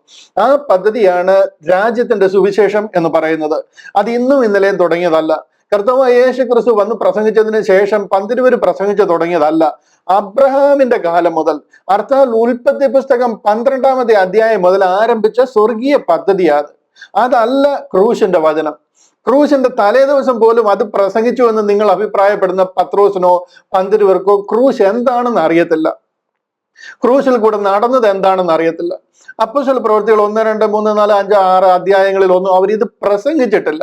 അത് പ്രസംഗിക്കാൻ ദൈവം സ്വർഗത്തിൽ നിന്നും അപ്പോയിന്റ് ചെയ്ത ഒരു സ്വർഗീയ അപ്പോസ്തലനാണ് അപ്പോസ്തലനായ പൗലോസ്. തന്നിൽ കൂടെ വെളിപ്പെടുത്തിയ മാർഗമാണ് ആ ക്രൂശിന്റെ വചനമെന്നും ഞാനും നിങ്ങളും രക്ഷിക്കപ്പെട്ട് സ്വർഗത്തിലേക്ക് പോകുന്ന സ്വർഗീയ രാജ്യം സ്വന്തമാക്കുന്ന നിത്യം സ്വർഗത്തിൽ വസിക്കുന്ന പദ്ധതി ഓഫർ ചെയ്തിരിക്കുന്നത്. ഇത് രണ്ടും രണ്ട് കാര്യമാണ്. ആകാശവും ഭൂമിയും രണ്ടാണോ? ഉൽപ്പത്തി 1:1 പറയുന്നത് ദൈവം ആകാശവും ആദിയിൽ ദൈവം ആകാശവും ഭൂമിയും സൃഷ്ടിച്ചു എന്ന് പറയുന്നത് രണ്ടാണോ? അത് രണ്ടായിരിക്കുന്നത് പോലെ തന്നെ രണ്ട് സ്വർഗീയ വാഗ്ദത്തങ്ങളായത്, രണ്ട് സ്വർഗീയ പദ്ധതികളാണ്. ഒന്ന് രാജ്യത്തിന്റെ സുവിശേഷം, മറ്റ് കൃപയുടെ സുവിശേഷം, അല്ലെന്നുണ്ടെങ്കിൽ ക്രൂശിന്റെ സുവിശേഷം. ഞാൻ ആ രാജ്യത്തിന്റെ സുവിശേഷത്തെ അല്പം ഒന്ന് ഓപ്പൺ ആക്കി ചില വാക്യങ്ങളൊന്ന് പെട്ടെന്നൊരു ഓട്ടപ്രദക്ഷിണം നടത്തി നിങ്ങളെ അതിലൊന്ന് ഉറപ്പിക്കാനായിട്ട് നോക്കാം. കാര്യം അദ്ദേഹം അവിടെ നിന്ന് പറയുന്നത് കേൾക്കുമ്പോൾ ഒരു പക്ഷത്തുണ്ടെങ്കിൽ ആരും അതിനൊന്ന് ഒരു മറുപടി പറയാനില്ലാത്ത കാരണം കേൾക്കുന്നവർക്കെല്ലാം അതെന്തോ കറക്റ്റ് ആണല്ലോ ഇദ്ദേഹം പറയുന്നതെന്ന് നമുക്ക് തോന്നിപ്പോകും. അതുകൊണ്ട് തന്നെ അവിടെ ഒരു ക്ലാരിറ്റി കൊടുത്തു പോകുവാനായിട്ട് ഞാൻ ആഗ്രഹിക്കുകയാണ്. ഇവിടെ പറയുന്ന വാക്യം ഉൽപ്പത്തി പുസ്തകം 12-ാം അധ്യായം അതിന്റെ 1, 2, 3 വാക്യങ്ങൾ കണ്ടില്ല. അവിടെ പറയുന്നത് യഹോവ അബ്രഹാമിനോട് അരുളി ചെയ്തതെന്നാൽ നീ നിന്റെ ദേശത്തെയും ചാർച്ചക്കാരെയും പിതൃഭവനത്തെയും വിട്ട് പുറപ്പെട്ട് ഞാൻ നിന്നെ കാണിപ്പാനിരിക്കുന്ന ദേശത്തേക്ക് പോകാം. ഞാൻ നിന്നെ വലിയൊരു ജാതിയാക്കും, നിന്നെ അനുഗ്രഹിച്ച് നിന്റെ പേർ വലുതാക്കും, നീ ഒരു അനുഗ്രഹമായിരിക്കും. എന്റെ ഇംഗ്ലീഷ് കണ്ടില്ലയോ? ഇംഗ്ലീഷ് പറഞ്ഞത് and I will make of thee a great nation and I will bless thee and make thy name great and thou shall be a blessing. ഇത് ദൈവം അവരെ അനുഗ്രഹിച്ച് കൊടുത്തിരിക്കുന്ന ഒരു സ്വർഗീയ പദ്ധതിയാണ്. എനിക്ക് അധികം സമയമില്ലാത്തതുകൊണ്ടും അനവധി ടൈം ഇതെല്ലാം ഞാൻ പറഞ്ഞിരിക്കുന്നതുകൊണ്ടും അതിന് ഒത്തിരി ക്ലാരിഫിക്കേഷൻ നിൽക്കുന്നില്ല. പെട്ടെന്ന് വചനങ്ങൾ കാണിച്ച് ഞാനൊന്ന് പോകും, അല്ലെങ്കിൽ ഈ സമയത്തിന് എനിക്ക് തീർക്കാൻ പറ്റത്തില്ല. ഉൽപ്പത്തി പുസ്തകത്തിന് 17-ാം അധ്യായം അതിന്റെ 8-ാം വാക്യം കണ്ടില്ലയോ? അവരോട് ആ കൊടുത്ത വാഗ്ദത്ത ഉറപ്പിക്കുക, ഞാൻ നിനക്കും നിന്റെ ശേഷം നിന്റെ സന്തതിക്കും നീ പ്രവാസം ചെയ്യുന്ന ദേശമായ കനാൻ ദേശമൊക്കെയും ശാശ്വത അവകാശമായി തരും. ഞാൻ അവർക്ക് ദൈവവുമായിരിക്കും. മനസ്സിലായോ? ഞാൻ അവരുടെ ദൈവമായിരിക്കും, അവർക്ക് ആ ദേശം ഞാൻ ശാശ്വത അവകാശമായിട്ട് കൊടുക്കും. ശാശ്വത അവകാശം എന്ന് പറഞ്ഞാൽ എത്ര വർഷമാ? 2000 വർഷമാ? ശാശ്വതം, എറ്റേണൽ, എവർ ലാസ്റ്റിംഗ്. കണ്ടില്ലയോ താഴെ എഴുതിയിരിക്കുന്നത്? For an everlasting position and I will be their God. ഇത് ദൈവത്തിന്റെ ഒരു പദ്ധതിയാണ്. ഇത് ഇന്നലെ മിനിഞ്ഞാന്നും ആരും കണ്ടുപിടിച്ചതല്ല. അബ്രഹാമിന്റെ കാലം മുതൽ ആ ഉൽപ്പത്തി പുസ്തകം മുതലേ കൊടുത്തിരിക്കുന്ന ഒരു ദൈവിക വാഗ്ദത്തമാണ്. ഇതിനെയൊന്നും കൊച്ചായിട്ട് കാണില്ല, ചെറുതായി കാണരുത്. ഇത് കണ്ടില്ലയോ 13-ാമത്തെ അധ്യായത്തിൽ അബ്രഹാമിനോട് പറയുന്നത്, ലോത്ത് അബ്രഹാമിനെ വിട്ട് പിരിഞ്ഞ ശേഷം യഹോവ അബ്രഹാമിനോട് അരുളി ചെയ്ത് തല പൊക്കി നീ ഇരിക്കുന്ന സ്ഥലത്ത് നിന്ന് വടക്കോട്ടും തെക്കോട്ടും കിഴക്കോട്ടും പടിഞ്ഞാറോട്ടും നോക്കുക. അബ്രഹാമിനെ താട്ടി ഉണർത്തിയിട്ട് പറയുക, ഒന്ന് എഴുന്നേറ്റ് ഈ 4 ചുറ്റിനും നീ ഒന്ന് നോക്കാൻ പറയാം, നിന്റെ കണ്ണെത്തുന്ന ദേശം മുഴുവൻ ഞാൻ നിനക്ക് തരുമെന്ന് പറയാം. അടുത്ത വാക്യം കണ്ടില്ലയോ? നീ കാണുന്ന ഭൂമിയൊക്കെ ഞാൻ നിനക്ക് തരും, നിന്റെ സന്തതിക്ക് അത് ശാശ്വതമായി തരും. ഇതൊരു സ്വർഗീയ പ്രോമിസാണ്. പ്ലീസ് ഇതിനെ ആ രീതിയിൽ മനസ്സിലാകണം. നിങ്ങളുടെ അണ്ടർസ്റ്റാൻഡിങ്ങിനനുസരിച്ച് ഹരിച്ച് ഗുണിച്ച് ഇതിനെ ഒരു വഴിയാക്കി തീർക്കല്ല. ദൈവവചനമായത്. ഞാൻ നിനക്ക് നിന്റെ സന്തതിക്ക് ശാശ്വത അവകാശമായി തരും, എവർ ലാസ്റ്റിംഗ് പൊസഷനാണ്. ഇതാണ് രാജ്യത്തിന്റെ സുവിശേഷം എന്ന് പറയുന്നത്. ഇത് തരുന്ന കാര്യം പറയുന്നത്, ഞാൻ നിന്റെ സന്തതിയെ ഭൂമിയിലെ പൊടി പോലെ ആക്കും. കണ്ടില്ലേ? ഇത് ആകാശത്തിലെ നക്ഷത്രത്തിന്റെ കാര്യമല്ല പറയുന്നത്, ഭൂമിയിലെ പൊടിയുടെ കാര്യമാണ്. അവർക്ക് കൊടുക്കുന്ന കാര്യം യഹൂദന്റെ കാര്യമാണ്. ഭൂമിയിലെ പൊടിയെ എണ്ണുവാൻ കഴിയുമെങ്കിൽ നിന്റെ സന്തതിയെ എണ്ണ. ഏകദേശം അതുപോലെ ആക്കും. 1000 ആണ്ട് വാഴ്ച സമയത്തൊക്കെ അവർ നിറയും ലോകം മുഴുവൻ. ഞാൻ നിന്റെ സന്തതിയെ ഭൂമിയിലെ പൊടി പോലെ ആക്കും. ഇത് ദൈവത്തിന്റെ അനുഗ്രഹം. നീ പുറപ്പെട്ട ദേശത്ത് നെടുകയും കുറുകയും സഞ്ചരിക്കാൻ ഞാൻ അത് നിനക്ക് തരും. ഇതിന്റെയൊക്കെ അപ്പുറത്ത് എന്ത് അഷുറൻസ് ആ വേണ്ടത്? ദൈവം അബ്രഹാമിനോട് പറയുക, വിളിച്ചെഴുന്നേപ്പിച്ചിട്ട് എഴുന്നേറ്റ് ഇത് നോക്കാൻ പറയാം, അങ്ങോട്ട് ഇതിന്റെ കണ്ണ് ഇവിടം വരെ കാണാം, അത് മുഴുവൻ നിന്റെയാന്ന് പറയുക, അത് നിനക്ക് ശാശ്വത അവകാശമാണെന്ന് പറയുക. ഇങ്ങനെ ഒരു വലിയ അനുഗ്രഹം ദൈവം അവർക്ക് കൊടുത്ത് ദൈവം തെരഞ്ഞെടുത്തിരിക്കുന്ന ദൈവത്തിന്റെ ജനമാവർ. അടുത്ത വാക്യങ്ങളിലൊക്കെ നിങ്ങളൊന്ന് കണ്ടു പോകണം, ഇതിനെ പഠിച്ചു പോകണം. ശരിക്കും പറഞ്ഞാൽ ഒരു ദിവസം മുഴുവൻ ഇത് സംസാരിക്കേണ്ടത്. ആ പക്ഷെന്നുണ്ടെങ്കിൽ ഞാൻ പെട്ടെന്ന് പോകാൻ നോക്കും. ചിലപ്പോൾ ഞാൻ ഒരു 10 മിനിറ്റ് കൂടുതൽ എടുത്തേക്കും. കാര്യം ഇതൊന്ന് പറഞ്ഞ് മനസ്സിലാക്കണമല്ലോ. ഞാൻ മിസ്രയീമ്യരോട് ചെയ്തതും പുറപ്പാട് പുസ്തകത്തിൽ വന്നപ്പോൾ പറയും, അവരെ കൊണ്ടുവന്ന് കനാൻ ദേശത്തോട്ട് പോകുമ്പോൾ അവർക്ക് സീനായി മലയിൽ വെച്ച് കൽപ്പന കൊടുക്കുമ്പോൾ ദൈവം സീനായി മലയിൽ ഇറങ്ങി വന്നിരിക്കുക. മോശെ അങ്ങോട്ട് വിളിപ്പിച്ചിട്ട് മോശയോട് പറയാം, ഞാൻ മിസ്രയീമ്യരോട് ചെയ്തതും നിങ്ങളെ കഴുകന്മാരുടെ ചിറകിൽ വഹിച്ച് എന്റെ അടുക്കൽ വരുത്തിയതും നിങ്ങൾ കണ്ടല്ലോ. അടുത്ത വാക്യം, ആകയാൽ നിങ്ങൾ എന്റെ വാക്ക് കേട്ട് അനുസരിക്കുകയും എന്റെ നിയമം പ്രമാണിക്കുകയും ചെയ്താൽ നിങ്ങൾ എനിക്ക് സകല ജാതികളിലും വെച്ച് പ്രത്യേക സമ്പത്തായിരിക്കും. ഭൂമിയൊക്കെ എനിക്കുള്ളതല്ലോ.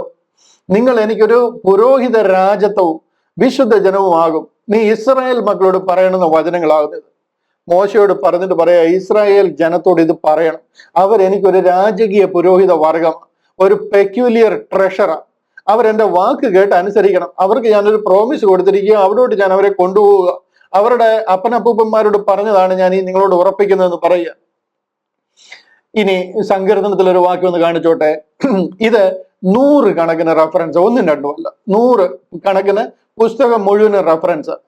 സങ്കീർത്തനം പറയുന്നത് കണ്ടില്ലയോ, അവൻ തന്റെ നിയമത്തെ എന്നേക്കും താൻ കൽപ്പിച്ച വചനത്തെ 1000 തലമുറയോളം ഓർക്കുന്നു. കർത്താവ് ഇത് പറഞ്ഞിട്ട് മറന്നുപോയില്ല, തലമുറയായിട്ട് 1000 തലമുറയോളം ഓർക്കുന്നു. അവൻ അബ്രഹാമിനോട് ചെയ്ത നിയമവും ഇസഹാക്കിനോട് ചെയ്ത സത്യവും തന്നെ, അത് ദൈവം മറന്നു പോകത്തില്ലെന്ന് പറയാം. അതിനെ അവൻ യാക്കോബിന് ഒരു ചട്ടമായും ഇസ്രായേലിന് ഒരു നിയമമായും നിയമിച്ചു, നിത്യ നിയമമായി നിയമിച്ചു. കണ്ടോ, അത് ദൈവം അവർക്ക് കൊടുത്തിരിക്കുക. നിന്റെ അവകാശത്തിന്റെ ഓഹരിയായി ഞാൻ നിനക്ക് കനാൻ ദേശം തരും എന്ന് അരുളി ചെയ്തു. ഇത് ഏത് ബുക്കിലാ പറഞ്ഞിരിക്കുന്നത്? സങ്കീർത്തനത്തിൽ പറയുക. ഇത് മുഴുവനും അവർ അന്ന് എണ്ണത്തിൽ കുറഞ്ഞവരും ആൾ ചുരുങ്ങിയവരും അവിടെ പരദേശികളുമായിരുന്നു. ദൈവം അവരോട് ഉറപ്പിച്ചു പറയുന്ന കാര്യം, ഇത് ദൈവിക വാഗ്ദത്തമാണ്, ദൈവം അവർക്ക് കൊടുക്കുമെന്നുള്ളത്. ഇനി അവിടെ വെച്ച് അങ്ങ് നിർത്തിയോ? ഇല്ല. ഞാൻ ദാനിയേലിന്റെ ഒക്കെ കാലമായപ്പോഴത്തേനത് കാണിക്കാം. ദാനിയേലിനെ സ്വപ്നം കാണിച്ച് കർത്താവ് പറയുന്ന ഒരു ഭാഗമായത്. ഇത് ആ ഒരു നെബൂഖദ്നേസർ കണ്ട ഒരു സ്വപ്നമാണ്. അതിന്റെ അവസാന ഭാഗം മാത്രം ഞാൻ വായിക്കാം. ഇതൊക്കെ കൂടുതൽ എക്സ്പ്ലെയിൻ ചെയ്യേണ്ടതാ, പക്ഷെ നിങ്ങൾക്ക് അറിയാമല്ലോ, അതുകൊണ്ട് ഞാൻ അധികം നിൽക്കുന്നില്ല. ഈ 44-ാമത്തെ വാക്യം കണ്ടോ, ഈ രാജാക്കന്മാരുടെ കാലത്ത് സ്വർഗസ്ഥനായ ദൈവം ഒരു നാളും നശിച്ചു പോകാത്ത ഒരു രാജ്യത്വം സ്ഥാപിക്കും. ഹലോ, ഒരു നാളും നശിച്ചു പോകാൻ ബെഞ്ചമിൻ നെതന്യാഹുവിന്റെ കാലത്ത് നടക്കുന്ന കാര്യമൊന്നും അല്ല ഈ പറയുന്നത്. ഇത് നിത്യ രാജ്യത്വത്തെ കുറിച്ചാ പറയുന്നത്. ആ രാജ്യത്വം വേറെ ഒരു ജാതിക്ക് ഏൽപ്പിക്കപ്പെടുകയില്ല.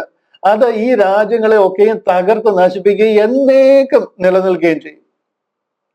അടുത്ത വാക്യം, കൈ തൊടാതെ ഒരു കല്ല് പർവ്വതത്തിൽ നിന്ന് പറഞ്ഞു വന്ന് ഇരുമ്പും താമ്രവും കളിമണ്ണും വെള്ളിയും പൊന്നും തകർത്ത് കളഞ്ഞതായി കണ്ടതിന്റെ താല്പര്യമോ, മഹാദൈവം മേലാൽ സംഭവിക്കാനുള്ളത് രാജാവിനെ അറിയിച്ചിരിക്കുന്നു. സ്വപ്നം നിശ്ചയവും അർത്ഥം സത്യവുമാകുന്നു. ഈ കൈ തൊടാതെ ഒരു കല്ല് പറഞ്ഞു വന്ന് അതിനെ അടിക്കുമെന്ന് പറയുന്നത് കർത്താവായ യേശു ക്രിസ്തുവിന്റെ 2ാം വരവാണ്. കർത്താവിന്റെ ആ 2ാം വരവിൽ ഇത് മുഴുവനും നശിച്ചു പോകും. ഒരു സാധനവും ബാക്കി ഉണ്ടാകത്തില്ല, ഒരു ഭരണകൂടവും പിന്നെ കാണത്തില്ല. പിന്നെ ഇവിടെ നടക്കുന്നത് ക്രിസ്റ്റോക്രാസിയാണ്, ഡെമോക്രാസി മാതിരി. കർത്താവിന്റെ രാജ്യമാണ് ഇവിടെ നിറവേറാൻ പോകുന്നത്. സ്വർഗസ്വനായ ഞങ്ങളുടെ പിതാവേ, നിന്റെ രാജ്യം വരണമേ, നിന്റെ ഇഷ്ടം സ്വർഗത്തിലെ പോലെ ഭൂമിയിലും ആകണമേ എന്നുള്ള കാര്യം നിറവേറാൻ പോവുകയാണ്. ഇത് ദാനിയേലിനോട് പറഞ്ഞിരിക്കുക. ഞാൻ അങ്ങ് അബ്രഹാം മുതൽ വരിക, ആ മോശയിൽ കൂടി അറിയിച്ച് ദാനിയേൽ കൂടി അറിയിച്ച്, ഒത്തിരി റെഫറൻസ് ഞാൻ കാണിക്കുന്നില്ല, ഞാനങ്ങ് പോവുകയാണ്. പെട്ടെന്ന് ഈ കാര്യങ്ങളൊന്ന് ആ ഒരു റൂട്ടൊന്നും മനസ്സിലാക്കി തരാൻ. മത്തായിയുടെ കാലമായി കർത്താവ് ലോകത്തിൽ വന്ന ആ ഒരു ചരിത്രം എഴുതുമ്പോൾ പറയുന്നത് കണ്ടില്ലയോ, അബ്രഹാമിന്റെ പുത്രനായ ദാവീദിന്റെ പുത്രനായ യേശു ക്രിസ്തുവിന്റെ വംശാവലി. മത്തായി 1-ാം അധ്യായം 1-ാം വാക്യമാണ്. അവിടെ പറയാൻ കാര്യം, അബ്രഹാമിന് കൊടുത്ത വാഗ്ദത്തം നിവർത്തിയാക്കുവാൻ ദാവീദിൽ കൂടി ചെയ്തിരിക്കുന്ന ഡേവിഡിക് കവണന്റ്, ആ ദാവീദ്യ ഉടമ്പടി നിവർത്തിയാക്കുവാൻ അബ്രഹാമിന്റെ പുത്രനായ ദാവീദിന്റെ പുത്രനായി യേശു ക്രിസ്തുവിന്റെ വംശാവലി, യേശു ക്രിസ്തു ലോകത്തിൽ വന്നിരിക്കുന്നു എന്ന് പറയുക. ഇതിനെല്ലാം കണ്ടിന്യൂറ്റി ഉള്ള കാര്യം, അല്ലെന്നുണ്ടെങ്കിൽ എവിടുന്നോ പെട്ടെന്ന് പറഞ്ഞൊരു കാര്യമല്ല. ഇതിനെ പൗലോസ് അപ്പോസ്തലൻ പറയുന്നത് കണ്ടില്ലയോ, പിതാക്കന്മാർക്ക് ലഭിച്ച വാഗ്ദത്തങ്ങളെ ഉറപ്പിക്കേണ്ടതിന്. ഏത് പിതാവ്? അബ്രഹാമിന്, ഇസഹാക്കിന്, യാക്കോബിന്, മോശയ്ക്കും ദാവീദിനും ഒക്കെ കൊടുത്ത ആ പിതാക്കന്മാർക്ക് കൊടുത്ത വാഗ്ദത്തങ്ങളെ ഉറപ്പിക്കേണ്ടതിന് ക്രിസ്തു ദൈവത്തിന്റെ സത്യനിമിത്തം പരിച്ഛേദനയ്ക്ക് ശുശ്രൂഷക്കാരനായി തീർന്നു. കർത്താവായ യേശു ക്രിസ്തു ലോകത്തിൽ വന്നതിന്റെ പർപ്പസ് എന്താന്ന് പറയുക. പിതാക്കന്മാർക്ക് കൊടുത്ത വാഗ്ദത്തങ്ങളെ ഉറപ്പിക്കേണ്ടതിന് കർത്താവായ യേശു ക്രിസ്തു ലോകത്തിൽ വന്നുവെന്നും അങ്ങനെ ആ സത്യനിമിത്തം പരിച്ഛേദനക്കാർക്ക് ശുശ്രൂഷക്കാരനായി തീർന്നുവെന്നും ജാതികൾ ദൈവത്തെ അവന്റെ കരുണ നിമിത്തം മഹത്വീകരിക്കണമെന്നും പറയുന്നു. ഹല്ലേലൂയ. ഇവിടെ എല്ലാം പറഞ്ഞു വരുന്ന വാക്യം. ഇനിയും 3-ാമത്തെ മത്തായിയുടെ സുവിശേഷം 3-ാം അധ്യായത്തിന്റെ 2-ാം വാക്യം, അവിടെ പ്രസംഗം കണ്ടില്ല. അവിടെ പ്രസംഗിക്കുന്നുണ്ട്, സ്വർഗരാജ്യം സമീപിച്ചിരിക്കാൻ മാനസാന്തരപ്പെടുവീൻ എന്ന് പറഞ്ഞു. ഇവിടെ കർത്താവ് എന്ന് പറഞ്ഞു, ക്രൂശിന്റെ സുവിശേഷം അല്ല പ്രസംഗിക്കുന്നത്. ക്രൂശ് ഒന്നും അവിടെ ആർക്കും അറിയത്തില്ല. അതിനു മുമ്പ് ഒരിത്തിരി കേട്ടിട്ട് പോലുമില്ല. അവർക്കൊന്നും ക്രൂശിന്റെ വചനമോ കൃപയുടെ വചനമോ ഒന്നും അറിയത്തില്ല. ഈ സംഗതി സ്വർഗരാജ്യം, അതായത് ദൈവം അവർക്ക് വേണ്ടി ഒരുക്കിയിരിക്കുന്ന ആ രാജ്യം, അത് സമീപിച്ചിരിക്കാൻ മാനസാന്തരപ്പെടുവീൻ എന്ന് പറഞ്ഞു. ഈ സ്വർഗരാജ്യത്തിന്റെ സുവിശേഷമാണ് രാജ്യത്തിന്റെ സുവിശേഷം എന്ന് പറയുന്നത്. അടുത്തൊരു വാക്യം, 6-ാം അധ്യായം അതിന്റെ 10-ാം വാക്യം. അവിടെ കർത്താവ് പ്രാർത്ഥിക്കാൻ പഠിപ്പിച്ചപ്പോൾ അവരോട് പറയാം, നിന്റെ രാജ്യം വരണമേ, നിന്റെ ഇഷ്ടം സ്വർഗത്തിലെ പോലെ ഭൂമിയിലും ആകണമേ. മനസ്സിലായോ? കർത്താവും അവരോട് പ്രാർത്ഥിക്കാൻ പഠിപ്പിക്കുമ്പോഴും അതിനുവേണ്ടി പ്രാർത്ഥിക്കുക.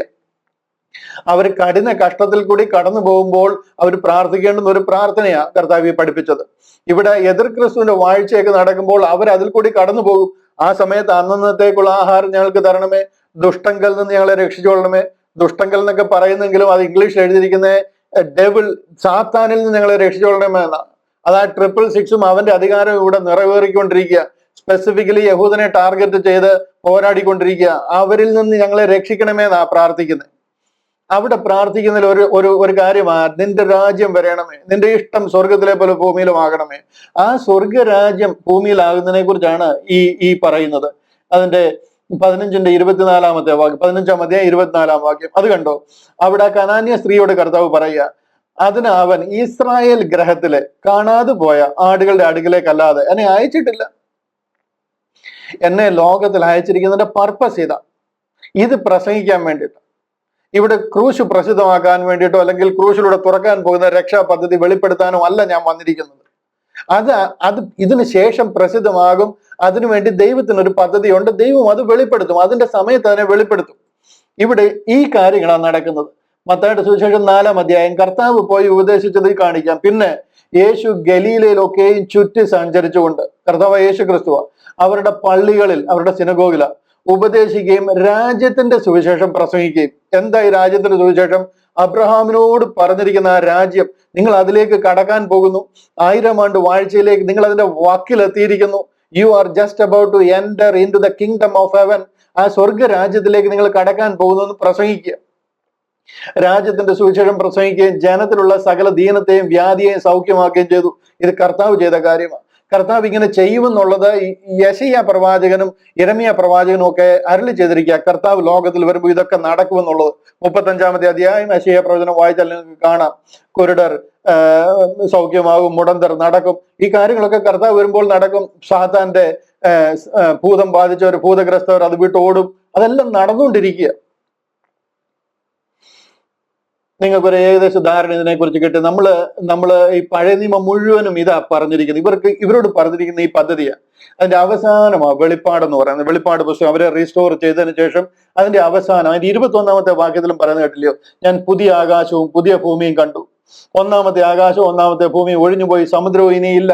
ഒരു പുതിയ രാജ്യം ആരംഭിക്കുക, അല്ലെങ്കിൽ പുതിയ വാഗ്ദത്തം ഇവിടെ നടക്കാൻ പോവുക. അതായത് ദൈവം കൊടുത്ത ആ വാഗ്ദത്തത്തിന്റെ നിവർത്തീകരണമാണ്. പുതിയ യെരുശലേം എന്ന വിശുദ്ധ നഗരം ഭർത്താവിനായി അലങ്കരിച്ചിട്ടുള്ള മണവാട്ടിയെ പോലെ ഒരുങ്ങി സ്വർഗത്തിൽ നിന്ന്, ദൈവസന്നിധിയിൽ നിന്ന് തന്നെ ഇറങ്ങുന്നത് ഞാൻ കണ്ടു. ഇവരോട് വാഗ്ദത്തം കൊടുത്തിരിക്കുന്ന ആ സ്വർഗീയ ഭവനം സ്വർഗത്തിൽ നിന്ന് ഇറങ്ങി വരിക. സ്വർഗസ്നായ ഞങ്ങളുടെ പിതാവേ, നിന്റെ രാജ്യം വരണമേ, നിന്റെ ഇഷ്ടം സ്വർഗത്തിലെ പോലെ ഭൂമിയിലും ആകണമേ എന്ന് പറഞ്ഞ ആ സംഗതി സ്വർഗത്തിൽ നിന്നും ഇറങ്ങി വരിക. ഇതാ കർത്താവ് പറഞ്ഞിട്ട് പോയത്. എന്റെ പിതാവിന്റെ ഭവനത്തിൽ അനേക വാസസ്ഥലങ്ങളുണ്ട്, ഇല്ല എങ്കിൽ ഞാൻ നിങ്ങളോട് പറയുമായിരുന്നു. ഞാൻ പോയി സ്ഥലം ഒരുക്കിയ ശേഷം വന്ന് നിങ്ങൾ പിന്നെയും എന്റെ അടുക്കൽ ഇരിക്കേണ്ടതിന് പിന്നെയും വന്ന് നിങ്ങളെ എന്റെ അടുക്കൽ ചേർക്കും. കർത്താവിന്റെ ആ മടങ്ങി വരവിന് ശേഷം, 1000 ആണ്ട് വാഴ്ചയ്ക്ക് ശേഷം സ്വർഗത്തിൽ നിന്ന് മണവാട്ടിയെ പോലെ ഇറങ്ങി വരിക ഈ സ്വർഗീയ ഭവനം. ഏകദേശം 2200 2400 ആണെന്ന് തോന്നുന്നു കിലോമീറ്റർ നീളവും വീതിയും ഉയരമുള്ള സമചതുരമുള്ള ഒരു സ്വർഗീയ നഗരമാണ്. എന്റെ പിതാവിന്റെ ഭവനത്തിൽ അനേക വാസസ്ഥലങ്ങളുണ്ടെന്ന് പറഞ്ഞ ഇതിന് 12 ഗോപുരങ്ങളാ, 12 മതിലുകളാ, 12 നഗരമാ, 12 എല്ലാം 12 കാര്യം 12 ഗോത്രപിതാക്കന്മാരാ. അവരോട് കൊടുത്തിരിക്കുന്ന അവരുടെ പദ്ധതിയാ. ഇതിനകത്തിൽ 13-ാമതൊരു തൂണില്ല, 13-ാമതൊരു നഗരമില്ല പൗലോസിന്റെ പേര് കൊത്തിയേക്കുന്നത്. അത് വിളി വേറെയാ. അത് 12 പേർക്കും വേണ്ടിയുള്ള ദൈവിക പദ്ധതി, പിതാക്കന്മാരോട് കൊടുത്തിരിക്കുന്ന പദ്ധതിയുടെ ഇത് എങ്ങനെ നടക്കുമെന്ന് അറിയത്തില്ല അബ്രഹാമിനൊന്നും. അവരൊക്കെ ഇതിനു വേണ്ടി കാത്തിരുന്നതേ ഉള്ളൂ. എബ്രായ ലേഖനത്തിലൊക്കെ പറയുന്നത് പത്രോസൊക്കെ സ്വർഗീയമായതിനെ ദൈവം ശില്പിയായി നിർമ്മിച്ചതും അടിസ്ഥാനങ്ങളുള്ളതുമായ പട്ടണത്തിനായി കൂടാരങ്ങളിൽ പാർത്തുകൊണ്ട് വാഗ്ദത്തത്തിന് അവകാശികളായി ഇസഹാക്കിനോടും യാക്കോബിനോടും ചേർന്ന് പ്രാർത്ഥിച്ചുകൊണ്ട് അത് നോക്കി പാർത്തിരുന്നു. ആ സംഗതിയായി ഇറങ്ങി വരുന്നത്. ഇതിനെയാണ് ദൈവരാജ്യം എന്ന് പറയുന്നത്. ആ 12 പേരോട് കർത്താവ് പറഞ്ഞത് പത്രോസിനോട്, നിങ്ങൾ 12 പേരും പുനരുദ്ധാനത്തിൽ ഉയർത്തെഴുന്നേറ്റ് 12 സിംഹാസനത്തിൽ നിന്ന് എന്നോടൊപ്പം 12 ഗോത്രങ്ങൾക്കും ന്യായം വിധിക്കും. അവരുടെ പദ്ധതിയായത് സ്വച്ഛ സ്ഫടിക തങ്ക തുല്യ നിർമ്മിതമായ റോഡുകളും വീതികളും ഉള്ള ദൈവിക പദ്ധതിയാണ്. ഇതിന്റെ താപ്പോട്ടൊക്കെ നോക്കിക്കഴിഞ്ഞാൽ കൂടുതൽ കാണാൻ പറ്റും. ഇതിനെക്കുറിച്ച് 9-ഉം 10-ഉം വാക്യങ്ങൾ പറയുന്നത്. 9-ഉം 10-ഉം അന്ത്യബാധ 7 നിറഞ്ഞ 7 കലശം ഉണ്ടായിരുന്ന 7 ദൂതന്മാർ ഒരുത്തനോട് പറഞ്ഞത്, വരിക, കുഞ്ഞാടിന്റെ കാന്തയായ മണവാട്ടിയെ കാണിച്ചു തരാം. മണവാട്ടി ആരാണെന്ന് കാണിച്ചു കൊടുക്കുക. കുഞ്ഞാടിന്റെ കാന്ത അതാരാണെന്ന് കാണിച്ചു തരാം. അവൻ എന്നെ ആത്മവിവശതയിൽ ഉയർന്ന ഒരു വൻമലയിൽ കൊണ്ടുപോയി യെരുശലേം എന്ന വിശുദ്ധ നഗരം സ്വർഗത്തിൽ നിന്ന് ദൈവസന്നിധിയിൽ തന്നെ തേജസ്സുള്ളതായി ഇറങ്ങുന്നത് കാണിച്ചു തന്നു. കണ്ടോ, യെരുശലേം എന്ന സ്വർഗീയ നഗരം, പുത്തനാം യെരുശലേം സ്വർഗത്തിൽ നിന്ന് ഇറങ്ങി വരിക. ഇതാ രാജ്യത്തിന്റെ സുവിശേഷം. അത് ദൈവം അവർക്ക് കൊടുത്തിരിക്കുന്ന വാഗ്ദത്ത പദ്ധതി. അത് ഇറങ്ങി വരിക. അതൊന്നും ദൈവം ഇടയ്ക്ക് വെച്ച് നിർത്തി കളഞ്ഞിട്ടില്ല. പക്ഷെ ഇതിനിടയിലാണ് ഒരു ഗ്യാപ്പ് ഉണ്ടാകുന്നതും സ്വർഗത്തിൽ മറഞ്ഞിരുന്ന സ്വർഗീയ പദ്ധതി ആരംഭിക്കുന്നതും. ഈ പദ്ധതി പ്രസംഗിക്കാനാ കർത്താവ് ലോകത്തിൽ വന്നത്. ഇതാ കാലം തികഞ്ഞു, ദൈവരാജ്യം സമീപിച്ചിരിക്കുന്നു, മാനസാന്തരപ്പെട്ട് സുവിശേഷത്തിൽ വിശ്വസിപ്പീൻ. ഈ സുവിശേഷം അവർ പ്രസംഗിച്ചത്. ഇതല്ല നമ്മുടെ പ്രസംഗം, ഇതിലല്ല നാം രക്ഷിക്കപ്പെടുന്നത്. അത്രയും ഒരു അടിസ്ഥാനപരമായ സത്യമെങ്കിലും ക്രിസ്ത്യാനി എന്ന നിലയ്ക്ക് നമ്മൾ മനസ്സിലാക്കിയിരിക്കണം. ഇത്തരം വിഡ്ഢിത്തരങ്ങൾ ഇരുന്ന് എഴുന്നള്ളുമ്പോൾ അത്യാവശ്യം അതിന് മോഡറേറ്ററായിട്ട് ഇരിക്കുന്നവരെങ്കിലും ഒന്ന് പറഞ്ഞു കൊടുക്കണം. ഇപ്പോഴെല്ലാം മനസ്സിലായി, എനിക്ക് ഇനി ഒരു സംശയവും ഇല്ല എന്ന് പറഞ്ഞ് തീർക്കുമ്പോൾ ജനം മുഴുവൻ കൺഫ്യൂഷനിലേക്ക് പോവുക ചെയ്യുന്നത്. അതുകൊണ്ടാണ് വീണ്ടും ഇത് എക്സ്പ്ലെയിൻ ചെയ്യേണ്ടതായിട്ട് വരുന്നത്. മത്തായിയുടെ സുവിശേഷം തന്നെ 21-ാം അധ്യായം, അദ്ദേഹം ഇതിനൊക്കെ പറയുന്ന വേറൊരു കാര്യം. മത്തായിയുടെ സുവിശേഷം 21-ാം അധ്യായം, ഇവിടെ ഒരു വാക്യം ഇങ്ങനെ പറയുന്നുണ്ട്, അതുകൊണ്ട് ദൈവരാജ്യം നിങ്ങളുടെ പക്കൽ നിന്ന് എടുത്ത് അതിന്റെ ഫലം കൊടുക്കുന്ന ജാതിക്ക് കൊടുക്കുമെന്ന് ഞാൻ നിങ്ങളോട് പറയുന്നു. ഇവിടെ അദ്ദേഹം തറപ്പിച്ചും അടിച്ചും പറയാൻ ഉദ്ദേശിക്കുന്നത്, അതുകൊണ്ട് ദൈവരാജ്യം നിങ്ങളുടെ പക്കൽ നിന്ന് എടുത്ത്, കാര്യം നിങ്ങൾ എന്നെ തള്ളിക്കളഞ്ഞു, അതുകൊണ്ട് ഇനി ഞാൻ നിങ്ങൾക്ക് തരത്തില്ല. കർത്താവായി പറയുന്നത്, നിങ്ങൾ എന്നെ തള്ളിക്കളഞ്ഞുകൊണ്ട് ക്രൂശിച്ച് കൊന്നിട്ട് കർത്താവ് പറഞ്ഞ, പിതാവ് ഇവരോട് ക്ഷമിക്കണമെന്ന്. അവരുടെ ഒരു പദ്ധതിയും കർത്താവ് നിർത്തിയില്ല, അവരോട് ക്ഷമിച്ചു. 50-ാമത്തെ ദിവസം വാഗ്ദത്തം പോലെ കറക്റ്റ് പെന്തക്കോസ്ത് നാളിൽ പരിശുദ്ധാത്മാവിനെ അവരുടെ ഇടയിൽ അയക്കുക, അവരുടെ ഇടയിൽ അത്ഭുതങ്ങളും അടയാളങ്ങളും മുഴുവൻ ചെയ്യുക. ദൈവത്തിനൊന്നും ഇവരോട് വാശിയും വൈരാഗ്യം ഒന്നുമില്ല. ഇവരാരാ ദൈവത്തിന് വൈരാഗ്യം എടുക്കാനായിട്ട്?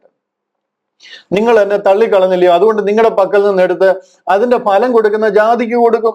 ഈ ജാതി എന്ന് പറഞ്ഞിരിക്കുന്ന ഈ ഒരു വാക്കുണ്ടല്ലോ, ഇന്ന് ലോകത്തെ മുഴുവൻ തെറ്റിച്ചേക്കുക. ഈ ജാതിക്ക് കൊടുക്കുമെന്ന് പറയുന്നത് ശരിക്കും ഇവിടെ പറഞ്ഞിരിക്കുന്നത് ഈ ഏതെങ്കിലും ജാതികൾക്ക് കൊടുക്കുന്ന കാര്യമല്ല. അതിനോടനുബന്ധിച്ച് അദ്ദേഹം ഈ യോഹന്നാന്റെ 10-ാം അധ്യായം 16-ാം വാക്യത്തിലും പറയുന്ന ഒരു ഭാഗമുണ്ട്, ആടുകൾ, ഈ തൊഴുത്തിൽ ഉൾപ്പെടാത്ത വേറെ ആടുകൾ എനിക്കുണ്ട്. ഞാൻ എൻ്റെ എപ്പിസോഡ് 36 ആണെന്ന് തോന്നുന്നു, ബൈബിൾ ക്ലാസ് 36 ആണ്. നിങ്ങൾക്ക് അതിനെക്കുറിച്ച് കൂടുതൽ അറിയണമെന്നുണ്ടെങ്കിൽ വേറെ ആടുകൾ എന്ന് പറഞ്ഞിട്ട് ഞാനൊരു ബൈബിൾ ക്ലാസ് ഒരു ദിവസം ചെയ്തിട്ടുണ്ട്. ആരാണ് ആ വേറെ ആടുകൾ എന്നൊന്ന് മനസ്സിലാക്കണം. നമ്മൾ വേറെ ആടുകൾ എന്ന് വിളിക്കാൻ യോഗ്യതയുള്ളവരാണോ? നമുക്ക് അതിനുള്ള വിളി ഉണ്ടായിരുന്നോ? ജാതികളായിരുന്നു നമ്മളെ കുറിച്ചാണോ ഈ പറയുന്നത്? ഉലകം മുഴുവനും ചുറ്റിക്കിടക്കുന്ന യഹൂദനെ കുറിച്ചാണ് കർത്താവ് ഈ പറയുന്നത്. ആ വേറെ ആടുകൾ എന്നുള്ളത്, ഈ തൊഴുത്തിൽ ഉൾപ്പെടാത്ത വേറെ ആടുകൾ ആരാണെന്നുള്ളത് കർത്താവോട് എക്സ്പ്ലെയിൻ ചെയ്യുന്നുണ്ട്. ആ ലോകം മുഴുവനും ചിതറിക്കിടക്കുന്ന യഹൂദനെ കുറിച്ചാണ് പറയുന്നത്.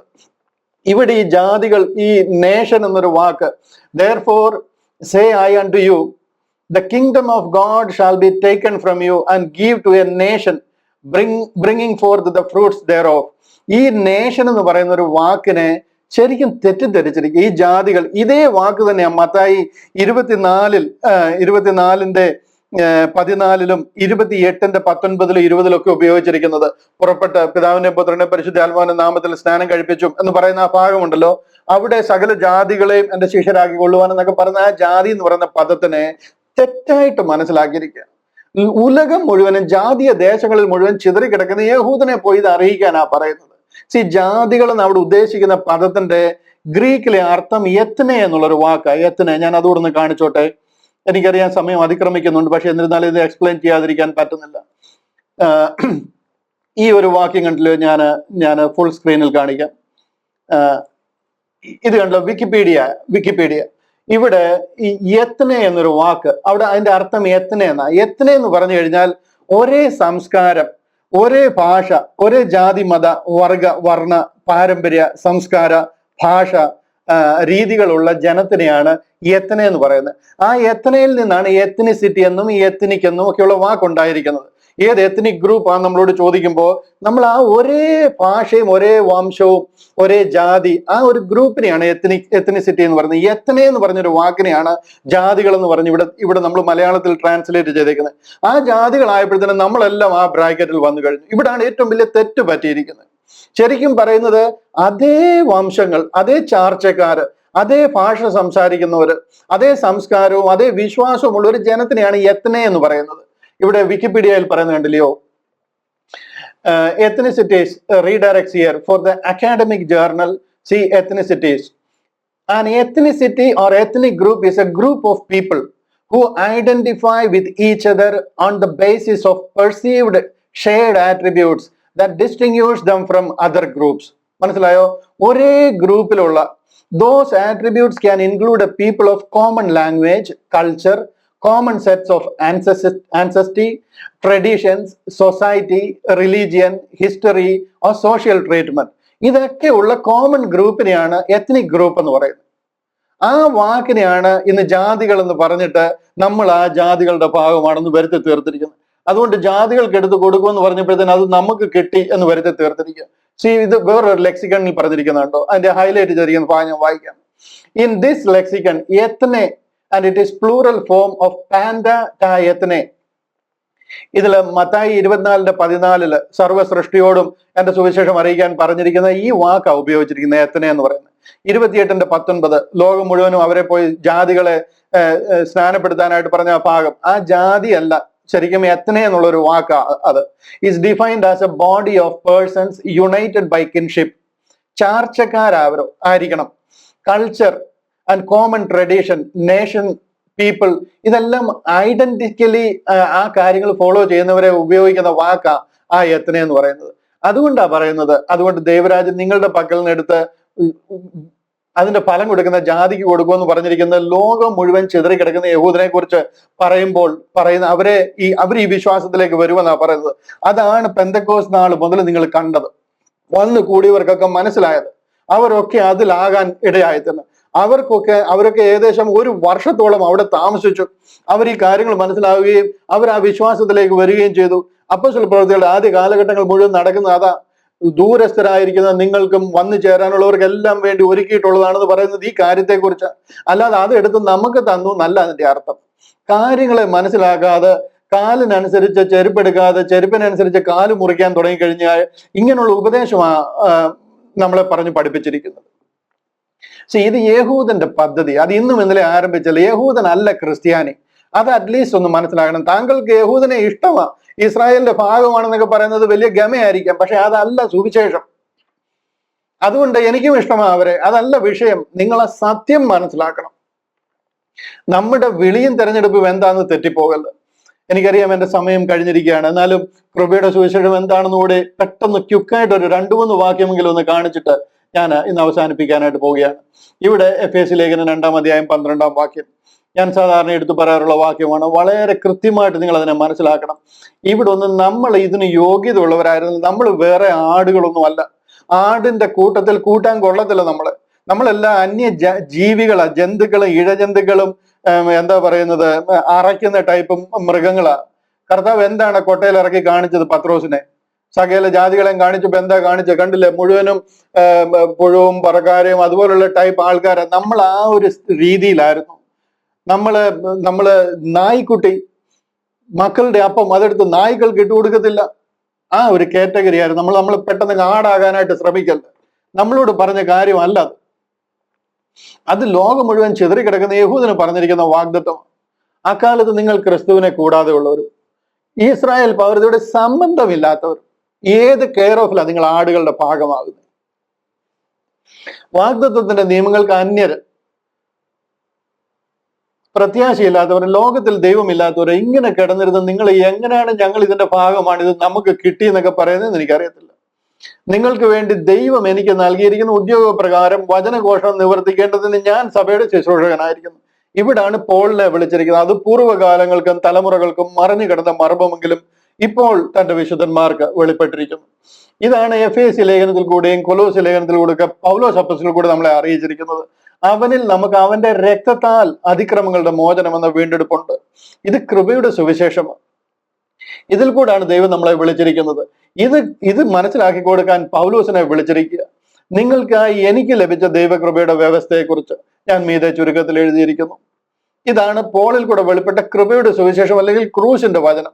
നിങ്ങൾക്കത് അറിയാവുന്നതുകൊണ്ട് ഞാൻ നിങ്ങളെ അധികം ആ വിഷയത്തിൽ വീണ്ടും സംസാരിച്ച് സമയം എടുക്കുന്നില്ല. ഈ കൃപയുടെ സുവിശേഷവും ക്രൂശിന്റെ സുവിശേഷവും രണ്ടും രണ്ട് കാര്യങ്ങളാണ് എന്നുള്ളത് വ്യക്തമായിട്ട് നിങ്ങൾ മനസ്സിലാക്കണം. ഇതിനെക്കുറിച്ച് അറിവില്ലാത്തവരും അറിവുണ്ട്, ഞങ്ങൾ മുഴുവൻ പഠിച്ച് PhD എടുത്തിരിക്കുന്നവരാണ് എന്ന് ധാരണയുള്ളവരുമാണ് ഇങ്ങനെയുള്ള ഉപദേശങ്ങളൊക്കെ പഠിപ്പിക്കുന്നത്. സത്യവചനത്തെ യഥാർത്ഥമായിട്ട് മനസ്സിലാക്കുവാൻ ഇന്ന് കാലം കഴിഞ്ഞു പോയിട്ടില്ല. കർത്താവിന്റെ വരവ് ഇന്നായിട്ടുണ്ടെങ്കിൽ കോടിക്കണക്കിന് ക്രിസ്ത്യാനികൾ കൈവിടപ്പെട്ടു പോകും. ഈ മുൻനിരയിൽ നിൽക്കുന്ന ലീഡേഴ്സ് മുഴുവനും കൈവിടപ്പെട്ടു പോകും.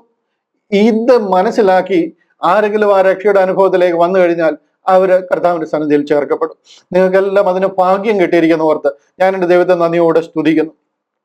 ആയിരക്കണക്കിന് ജനങ്ങൾക്ക് ഇത് മനസ്സിലായി നമ്മളോട് കൂടെ ചേരാൻ അവസരം കിട്ടുന്നില്ലെങ്കിലും ലോകത്തിന്റെ വിവിധ ഭാഗങ്ങളിൽ നിന്ന് ആയിരക്കണക്കിന് ജനങ്ങൾക്ക് ഇത് മനസ്സിലായിരിക്കുന്നവർ ഞാൻ ദൈവത്തെ സ്തുതിക്കുന്നു. നോർത്ത് ഇന്ത്യയില്, ഒറീസയില്, പഞ്ചാബില്, ഹരിയാനയില്, ഉത്തർപ്രദേശില് ആയിരങ്ങൾക്ക് 7 സിസ്റ്റേഴ്സ് എന്ന് പറയുന്ന അരുണാചൽ പ്രദേശ്, മിസോറാം, മേഘാലയ, ത്രിപുര ആ ദേശങ്ങളിലൊക്കെ അനേകർ ഈ സത്യങ്ങൾ അറിഞ്ഞുകൊണ്ടിരിക്കുന്നു. അവിടെ എല്ലാം കർത്താവിന്റെ നാമം മഹിമപ്പെടുവാൻ, ഈ സത്യസുവിശേഷത്തെ ലോകം മുഴുവൻ പ്രസിദ്ധമാക്കുവാൻ ദൈവം നമ്മളെ ഉപയോഗിക്കേണ്ടതിനായിട്ട് നമുക്ക് ദൈവത്തെ സ്തുതിക്കാം. അതിനായിട്ട് ദൈവം സഹായിക്കേണ്ടതിനായിട്ട് നമ്മളെ തന്നെ കർത്താവിന്റെ സന്നിധിയിൽ സമർപ്പിക്കാം. ഈ കാര്യങ്ങൾ അടിയുറപ്പുള്ളവരായിരിക്കാൻ. എന്തെങ്കിലും സംശയമുണ്ടെങ്കിൽ തീർച്ചയായിട്ടും മനസ്സിലാക്കണം. ഇതുപോലെ എന്തെങ്കിലും കേട്ടിട്ട് തെറ്റിപ്പോകാൻ ഇടയാകരുത്. സത്യവചനത്തെ യഥാർത്ഥമായിട്ട് മനസ്സിലാക്കുവാൻ, അതിന് നല്ല സാക്ഷികളായി നിൽക്കുവാനും, കർത്താവിന്റെ വരവെങ്കിൽ നല്ലവനും വിശ്വസനുമായ ദാസിയെ എന്നുള്ള പേരിന് ഓഹരിക്കാരായിരിക്കാനും ദൈവം എല്ലാവരെയും സഹായിക്കട്ടെ എന്ന് പ്രാർത്ഥിക്കുകയും അനുഗ്രഹിക്കുകയും ചെയ്തുകൊണ്ട് വാക്കുകൾക്ക് വിരാമം കുറിക്കുന്നു. കർത്താവിന്റെ കൃപ നമ്മോട് കൂടെ ഇരിക്കുമാറാകട്ടെ.